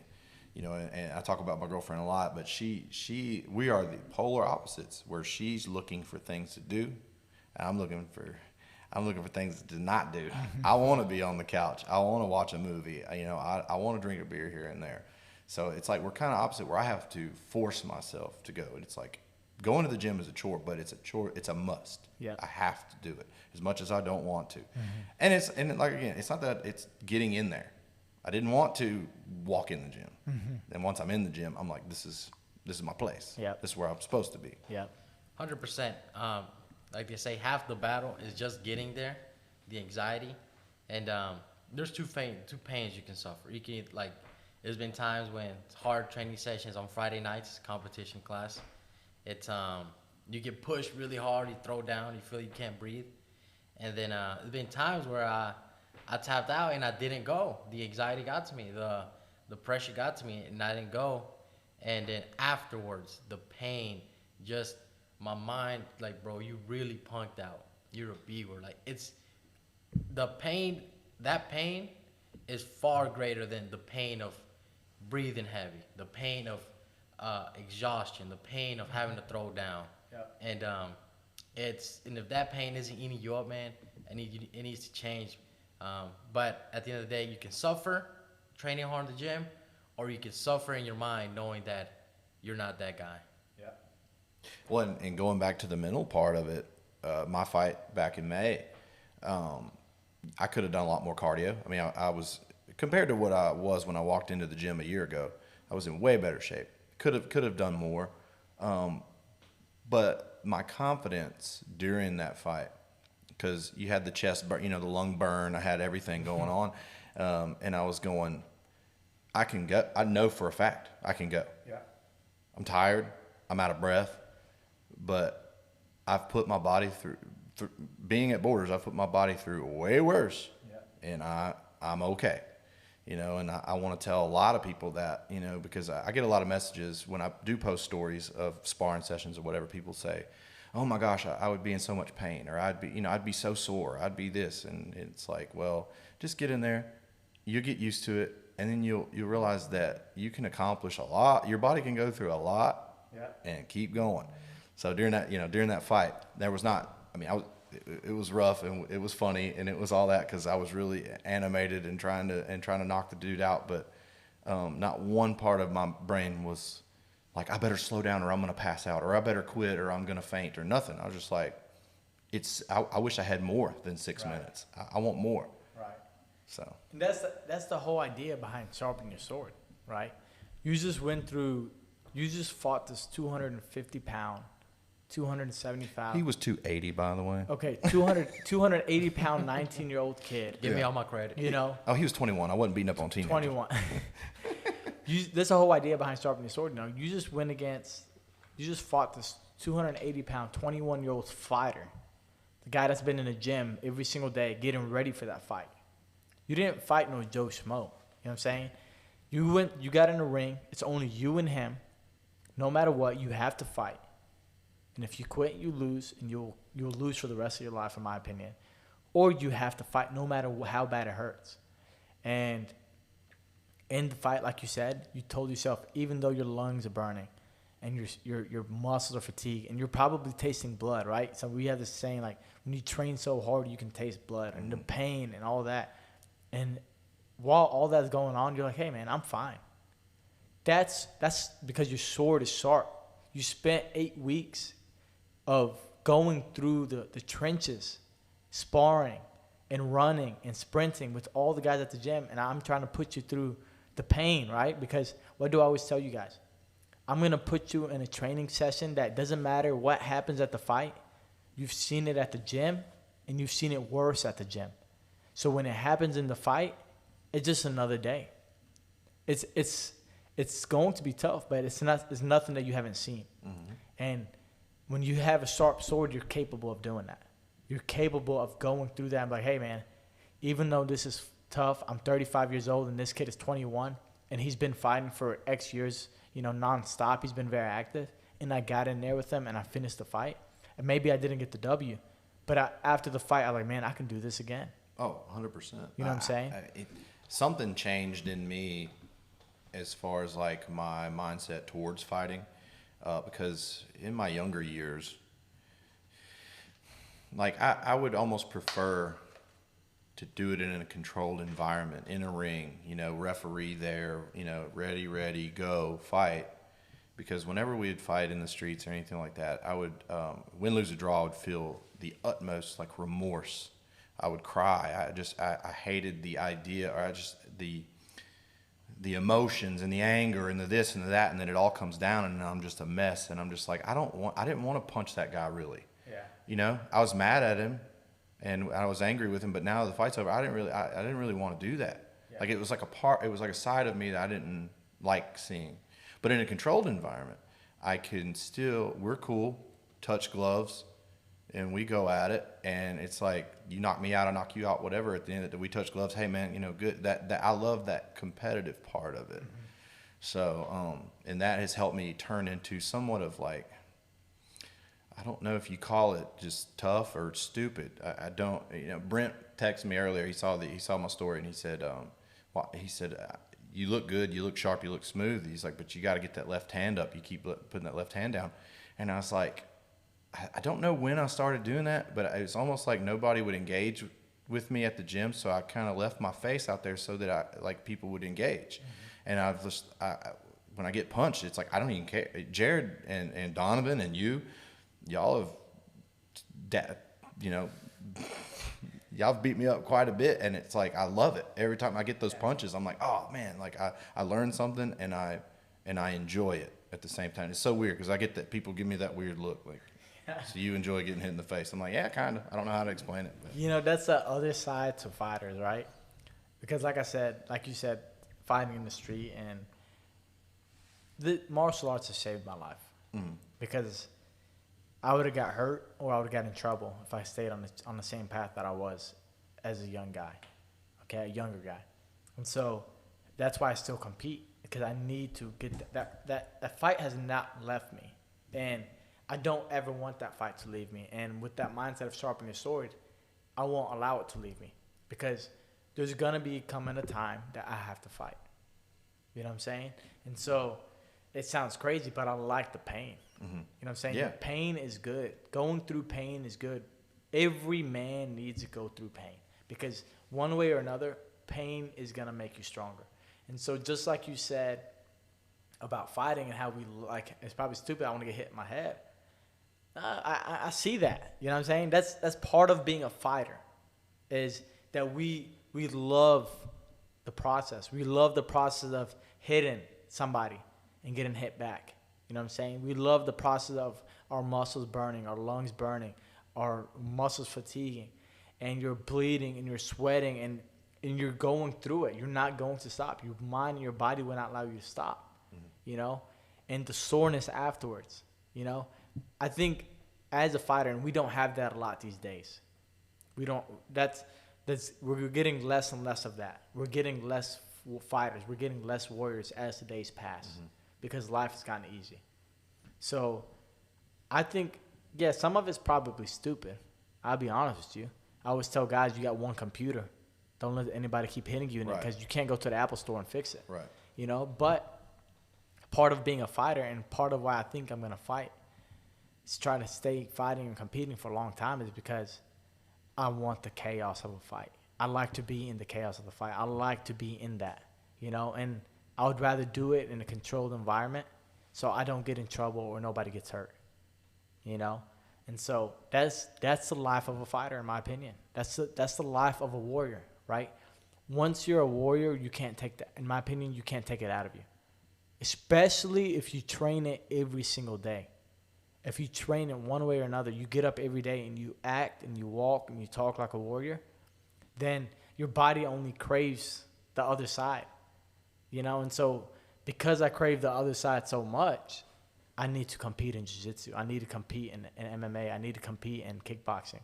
You know what I'm saying? I need to do some form of combat to keep me going. Another way that my mindset has changed since starting with Border, you guys have helped me change into this, is like, you always see those older men, you know, let's say it's like a Buffalo Wild Wings or something, and they got a fight on the TV, and they were like, yeah, I was a Golden Gloves boxer, you know, and they well, I could do that, and you look at them, and they've taken up the rocking chair, you know what I mean? And it's like, I think part of me used to want that, like, oh, you know, I think going into this fight in May, I was like, I'm gonna do this one, and that's it, you know, and now I don't feel that way. It's like, no. Even if I never step in that ring again, train. I never want to take up that rocking chair and say, well, you see those guys on TV, or show them old videos on my phone and say, that used to be me. You know, we look at Jonathan, you know, I'm not going to say his age because he might come after me, but 52. 52. Well, man, still getting after it, and he'll still get every day, and he'll get after it for the next 40 years. He will not stop till the day he dies. He won't.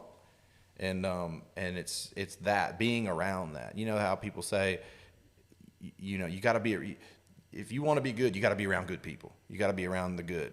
Yep. And you guys are as good as it gets, and you're helping me get better every day, not only in the gym and the workout, but in life outside of the gym, because everything goes back into it. Do I want this cheeseburger? Yeah, but is it going to help? Is it going to help me in training? Is it going to help my cardio? Like, no. So I'm on carnivore right now, by the way. I'm down like 10 pounds. Really? Yes, sir. So this carnivore thing is come out of nowhere. So there's been a lot of like diets going around, and you know, everybody had the keto, and then what is the other ones that were going on? I know vegan's going on, vegan. paleo diet, low carb diet. But low carb, and then now the new thing is carnivore, because before they used to say don't have a lot of meat, and now everybody's like carnivore, meat diet. So how is that working for you? And how much have you increased your meat? That's what I want to know. Well, I mean, I listen to a lot of Joe Rogan, so I'm going off of but he doesn't really give portions. But what I can find is for males, it's like 2.5 pounds of meat A day? per day. Really? So I mean, it's not that much. If you That's think a lot. Well, if you eat a pound of ground beef, in the or say if you split that up into 4 meals, it's a half a pound each. Right. I don't know what that equates to in like a chicken breast or something like that, but just so I'm like, all right, 2 pounds per day, I can pull that off. And so I've just been eating sausage patties in the mornings, and then whatever, I'll have I made a roast, and I'll just eat that. And I feel actually when I pulled up here, I had roast in the Tupperware container. I threw the rest of it out the window. I couldn't eat no more. I was full as a tick, and so it's kept me satiated. There was a lull where I had a headache, and I felt like I needed like a bunch of mashed potatoes. But then I got over that, and I'm not craving that stuff. And I told Nicole, I said, I'm really scared to get on the scale because I just came back from Talladega, and I didn't do anything healthy there. Yeah. And so she was like, you really need to get on the scale and see what this has done for you. And I'm like, I'm kind of scared to do it. And I got on the scale this morning. I was like, let me just go ahead and get this over with. And I was like, dang, I'm down, and I'm just gonna keep doing it. I think I'm gonna try it for like a month or so and see what it does. So explain it to me, like when you do the carnivore diet, so I'm assuming not a lot of carbs, not a lot of veggies, or Zero. It's zero carbs. zero. Really? So Jordan Peterson, I'm kind of I saw he's on it too. He's on it. He lost 50 pounds in 7 months, and he quit snoring, no anxiety, all that stuff. saw that. So he's doing steak and salt, and if he needs some more fats, because that's a big part of it, he'll throw like a half stick of butter in with the steak or whatever. Nicole showed me this girl that she knows. I don't want to name any names, but she's on the carnivore diet, and she said it wasn't working. Well, I saw in her story she's eating like a stick of butter, like eating it like this, and I'm like, I don't think that's part of it. I think that's a little bit excessive. So I'm just being moderate. I'm not going overboard, and just like every other diet, it's consistency. You just got to stick with the rules. I just feel like that so much of the food that we eat now is so over processed, and it's foods that we think are healthy and they're not. So sticking with meat, it's like, in my mind, I almost know, unless they're doing something to the meat, which they probably could be, but that's as basic as it gets. Yeah, one of the episodes I want to talk about is like the quality of the foods, because that's sharpening your sword is your body, and so what you put in your body is very important. And I'm not perfect. I've had cheeseburgers in the last few weeks. I'm not gonna sit here and lie. I want to partake in that sometimes, but I cannot do it every single day. I don't. For me personally, I don't do drugs. I don't do alcohol. I don't do sodas. I don't do all that stuff. But in this country, we have a food problem, a big one. You know what I'm saying? So, like you said, like you said about the meat, I have a farm. So yeah, I was about to ask you, are you harvesting any meat from that farm? So deer, Okay, so deer is what I found when I eat deer. That's where I feel the best. Mm-hmm. Doesn't matter where I go to get my beef from, unless it's from a butcher, like a direct from the farm to the butcher, then I feel good. But if I go to any store, I would not feel good. I will feel very sleepy, feel sometimes nauseous when you overeat, it feels like. Mm-hmm. But I can eat a small piece of deer meat. I can eat, I would say maybe 10 ounces of a back strap, and just the back strap. Forget the veggies and the carbs, like a little bit of rice. I'm an Arab, so we always have rice. I can run through a wall. Right. I'm so energetic. Mm-hmm. And I don't think it's, wild animals, the meat is the best meat you can have, right? We know that. But I think cows are still kind of the same. And lamb, we eat a lot of lamb. Most of the lamb we eat is from farm to the butcher. But I think there's so much going on into the food that we're buying. It's so processed that it's messing us up. And it's not just messing us up physically.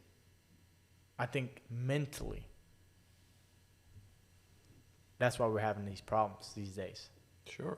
And so I do want to, on one of the episodes, talk about that. And so, like, I am planning on butchering a cow you know, to have meat from that and not from the store. Lambs, I have lambs and sheep. I have chickens. I can taste the difference. I can see the difference in egg quality from my chickens that are free grazing, not just free range. They free graze and free range. Sure. They're out Sure. in the pasture compared to the ones I buy from the store. Right, and I think that's something that's people don't get to see. They walk past the steak at Kroger and they think that's what a steak's supposed to look like. But I have a guy that I know that lives down the street from my house in Drummond's, and he has cows. He butchered a cow, and he goes, "Hey, you know, I fed, you know, this one this kind of diet, and I fed that one that kind of diet. I want to see how the taste, you know." He goes, "Can I bring you some, and can you try it out for me?" I'm like, "Bring it on, dude." And I mean, I've grown up out there my whole life. I know this to be true already, but just the difference in the color, you know, a cow, a free grazing cow like you're talking about, it's red, deep red, and you see the stuff on the shelf, and it's kind of a bright pink, you know, and that's what people think is like, oh, that's a good steak, and it's like, man, if you really seen it, you know, me and Nicole had a little argument about like vegetables, even vegetables. Vegetables aren't supposed to be that big. You know, bananas aren't supposed to be. Bananas this big. They're not supposed to be. Bro, my brothers bought bananas. It was this big. Yeah. I'm like, what is this? Yeah, if you grow them on your own, like we're growing like herbs and jalapenos. So she picked this little, and she's like, look at this little jalapeno. That's how it's supposed to be. That's how it's supposed to be. It's That's not what I'm saying. the ones at Kroger are this freaking big. Bro. They're not supposed to be that big. And they're super bright colors. Yeah. When you, like your vegetable garden, usually you don't find it that bright. It would be usually darker, you know, like a dull color. It's not shining bright like it's painted, Straight out of a cartoon, right? you know? So there's a big thing in that, and people are going to talk about conspiracy and whatnot. I don't care. This is my opinion on it, and I believe it's 1,000% true. And this is why we're suffering with mental issues, because of the food. And then you talk about like the cancers and stuff coming out, you know? There's no way cancer is coming from what you eat. So if it's from what you eat, then look at what we're eating. Yeah. And just the rise in all these diseases that you didn't hear about back. And, you know, my sister, me and her were talking on the phone this morning, and I've seen the picture before, but they showed this picture on the beach from like the 1960s, and everybody on the beach is shirtless. Mm-hmm. Every one of them ripped up. Yep. Every one of them. Yep. And it's like, you go on a beach now, take a picture down that beach. Yep. You know, and it's like, what happened? What happened? What changed? And it's either that it's laziness has gone up. Which the food is creating that too, though. Probably. Yeah, I mean, but society's not helping. But the food, like something you eat, what do you want to do? Sleep. You want to sleep right away. Sleep and eat more. You know what I'm saying?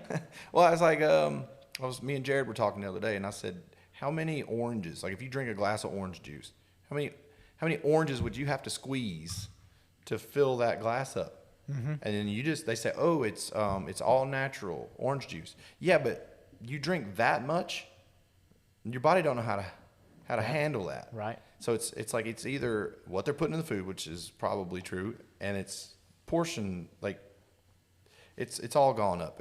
Everything's gotten bigger. The McDonald's burgers have gotten bigger. The fries have gotten bigger. Everything, and it's just we're used to eating that. And even when we start cutting back, we go, oh, we're going to cut back. I think that we're still overeating. Oh, 1,000%. When we cut back, when society thinks we're cutting back. 1,000%. Like I said, we're from Palestine, and most of everything is grown. Like it's all farms. We don't have manufacturers and all that. It's a third world country, so most of it is, you know, grown. They still use the horses to plow the land. You know, now they have some tractors, but it's still very old school. And when I went there for 3 weeks, okay, just a couple months ago, and the amount of food that I ate was a lot. I ate a lot of food. Mm-hmm. It was a lot of meat, but I ate a lot of food. I ate a lot of bread, and I would eat, and I would not be sleepy. I would start my morning early on. I'll be out of the house, 8 a.m., and I won't come back until 10 p.m. When I'm eating, I'm active. I don't stop. You know what I'm saying? And I ate so many calories every single day. When I came back here, I was like, man, I don't want to get on the scale. When I got on the scale, I did not even gain 1 No pound. change, huh? Not doing no change. So you talk about eating bread in Palestine. Was it made there? It was, It was handmade. Right. Like there's a bakery we go to in the morning, and it's handmade. But Do you think that has something to do with just it's not process? It's processed, but it's like one ingredient. It's flour or whatever. so that's I watched something on it. I need to find it again. Is the wheat, I think the barley, and the flour in this country.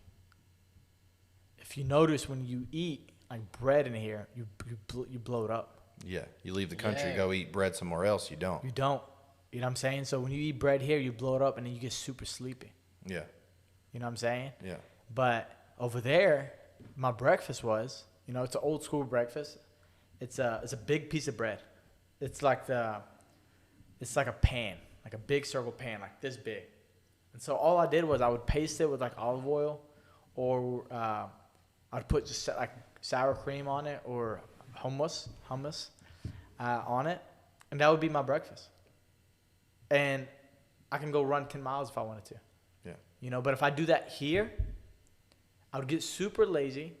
I would get super like that nauseous, sleepy feeling, and I would blow it up.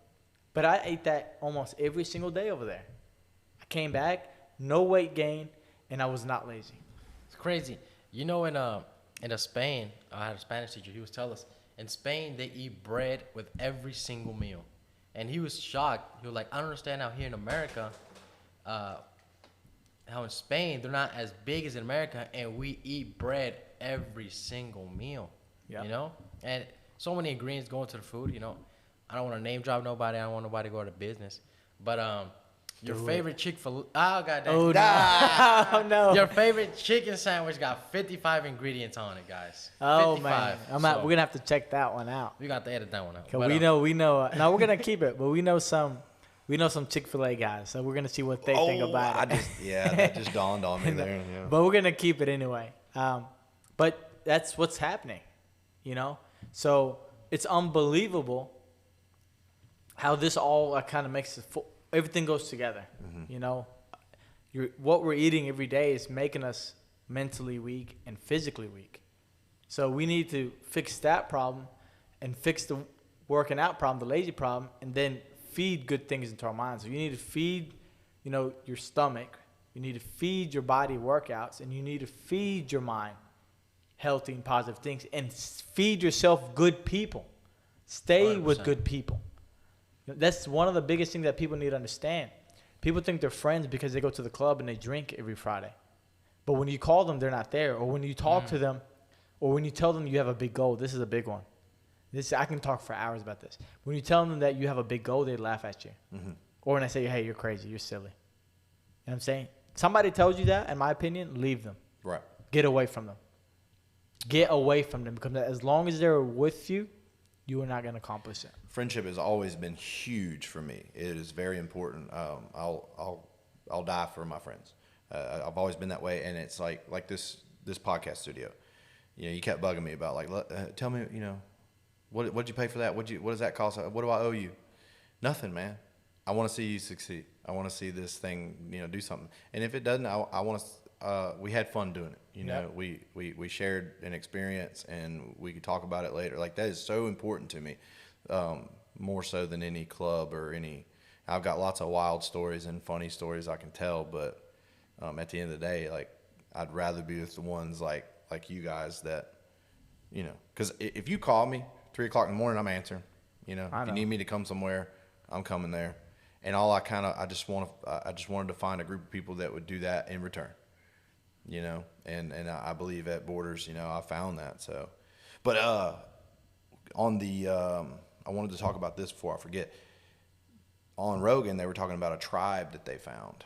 That they found it like 40 years ago. They've known that these people were there, that have the healthiest hearts. Did you hear that one? I didn't hear about this. The healthiest hearts in the world. And it's this tribe way out. Like, the guy who was telling the story said they got in a 6-hour canoe ride. And then all of a sudden, the guy that was working the canoe just turned left into the bushes. And he's like, how the heck do you know where you're going? And he's like, just trust me. And they pop out, and there's this tribe there. And they have the healthiest hearts in the world, and they eat everything we eat.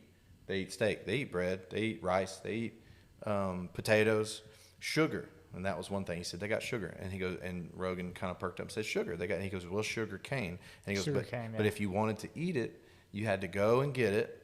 Then you had to put it in this it's a man-powered machine, you know, and he's like, I don't know, maybe I burned 150, 200 calories working this machine just to get a little bit of sugar cane and go, that was good, you know, and it's like we lost that, the working for the food. Everybody used to have plows in their backyard. Everybody used to have a farm, and we're growing some kind of crops. And the family had to grow it and work it and tend to it every single day. Everybody was churning butter.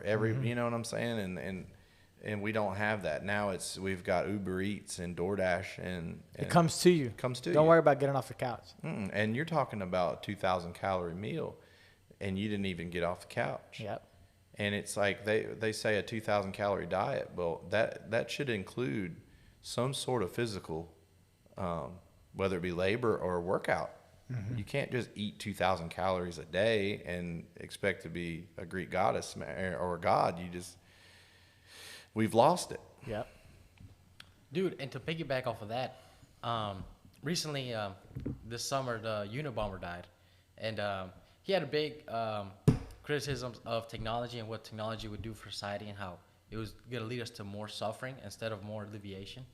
And one of the biggest things that he mentioned was that with the advancement of technology is that we're going to do mundane, boring jobs, right? And so, like you mentioned, it's back then people used to go hunt for the food, you to grow it, and you doing all these activities, it made you go into what's called flow state. You had to be 100% in the moment doing this activity. And with the new jobs today, with the mundane things that people have to do, they no longer tap into the flow state. So this causes all the mental problems we have, anxieties, because people aren't meeting their psychological needs. You know, we all need to get flow state. One of the easiest way to get flow state is video games, but we all know, we talk to the kids all the time, video games aren't good for you. It's easy dopamine. And it's crazy, right? You'll think that the more technology we got, the better our lives would get, but it comes with unforeseen consequences. Yep. It makes it easier. Yep. I posted on my, there was where my high school has a marching band that is, we're world champion. United States champions, I guess, not a world champion, National whatever. champs. National champs. They call us the best band in all the land. I mean, it was really kind of, when people said Munford, they thought about the band. Well, they had their band director was like a football coach. He was no nonsense, screaming, hollering, making them run if they messed up, all that. And there was a post here recently on one of our, fans of Munford page where the mother said, the band director said something, to my daughter, and it was, blah, blah, blah. Is anybody else, having this problem? And I immediately went on there, and I rarely post or antagonize or do anything, but I just did that old quote: hard times create hard men create easy times create weak men create hard times. And I put on there, we are here. We are at the easy times are creating weak men. And the hard times are just right around the corner. Yeah. I mean, and we can all feel it. So, train on. Hey, this is a good way to end it, wrap it up here. So just like you said, the hard times are here, right? Well, they're right around the corner. I believe the hard times are in them. That's what I believe. And so the best thing that you can do is sharpen that sword. Sharpen that sword every single day. Doesn't matter how hard it is. If you sharpen it every single day, it will get easier. When tough times come, it will be easier on you. And you can be there for your loved ones. So sharpen that sword every single day, guys. For everybody that's gotten this far in the podcast, I really, really appreciate you guys. I love you guys for staying and watching the whole thing. And if you guys don't mind, please help us out. We're starting off. Subscribe to our YouTube channel, like and follow all of our pages, and please share. Okay, we're gonna be on Spotify, and we're gonna be on YouTube, and we're gonna be posting stuff to the Instagram and Facebook. So please follow us, and I really appreciate you guys. We'll catch you on episode number 2. Peace out.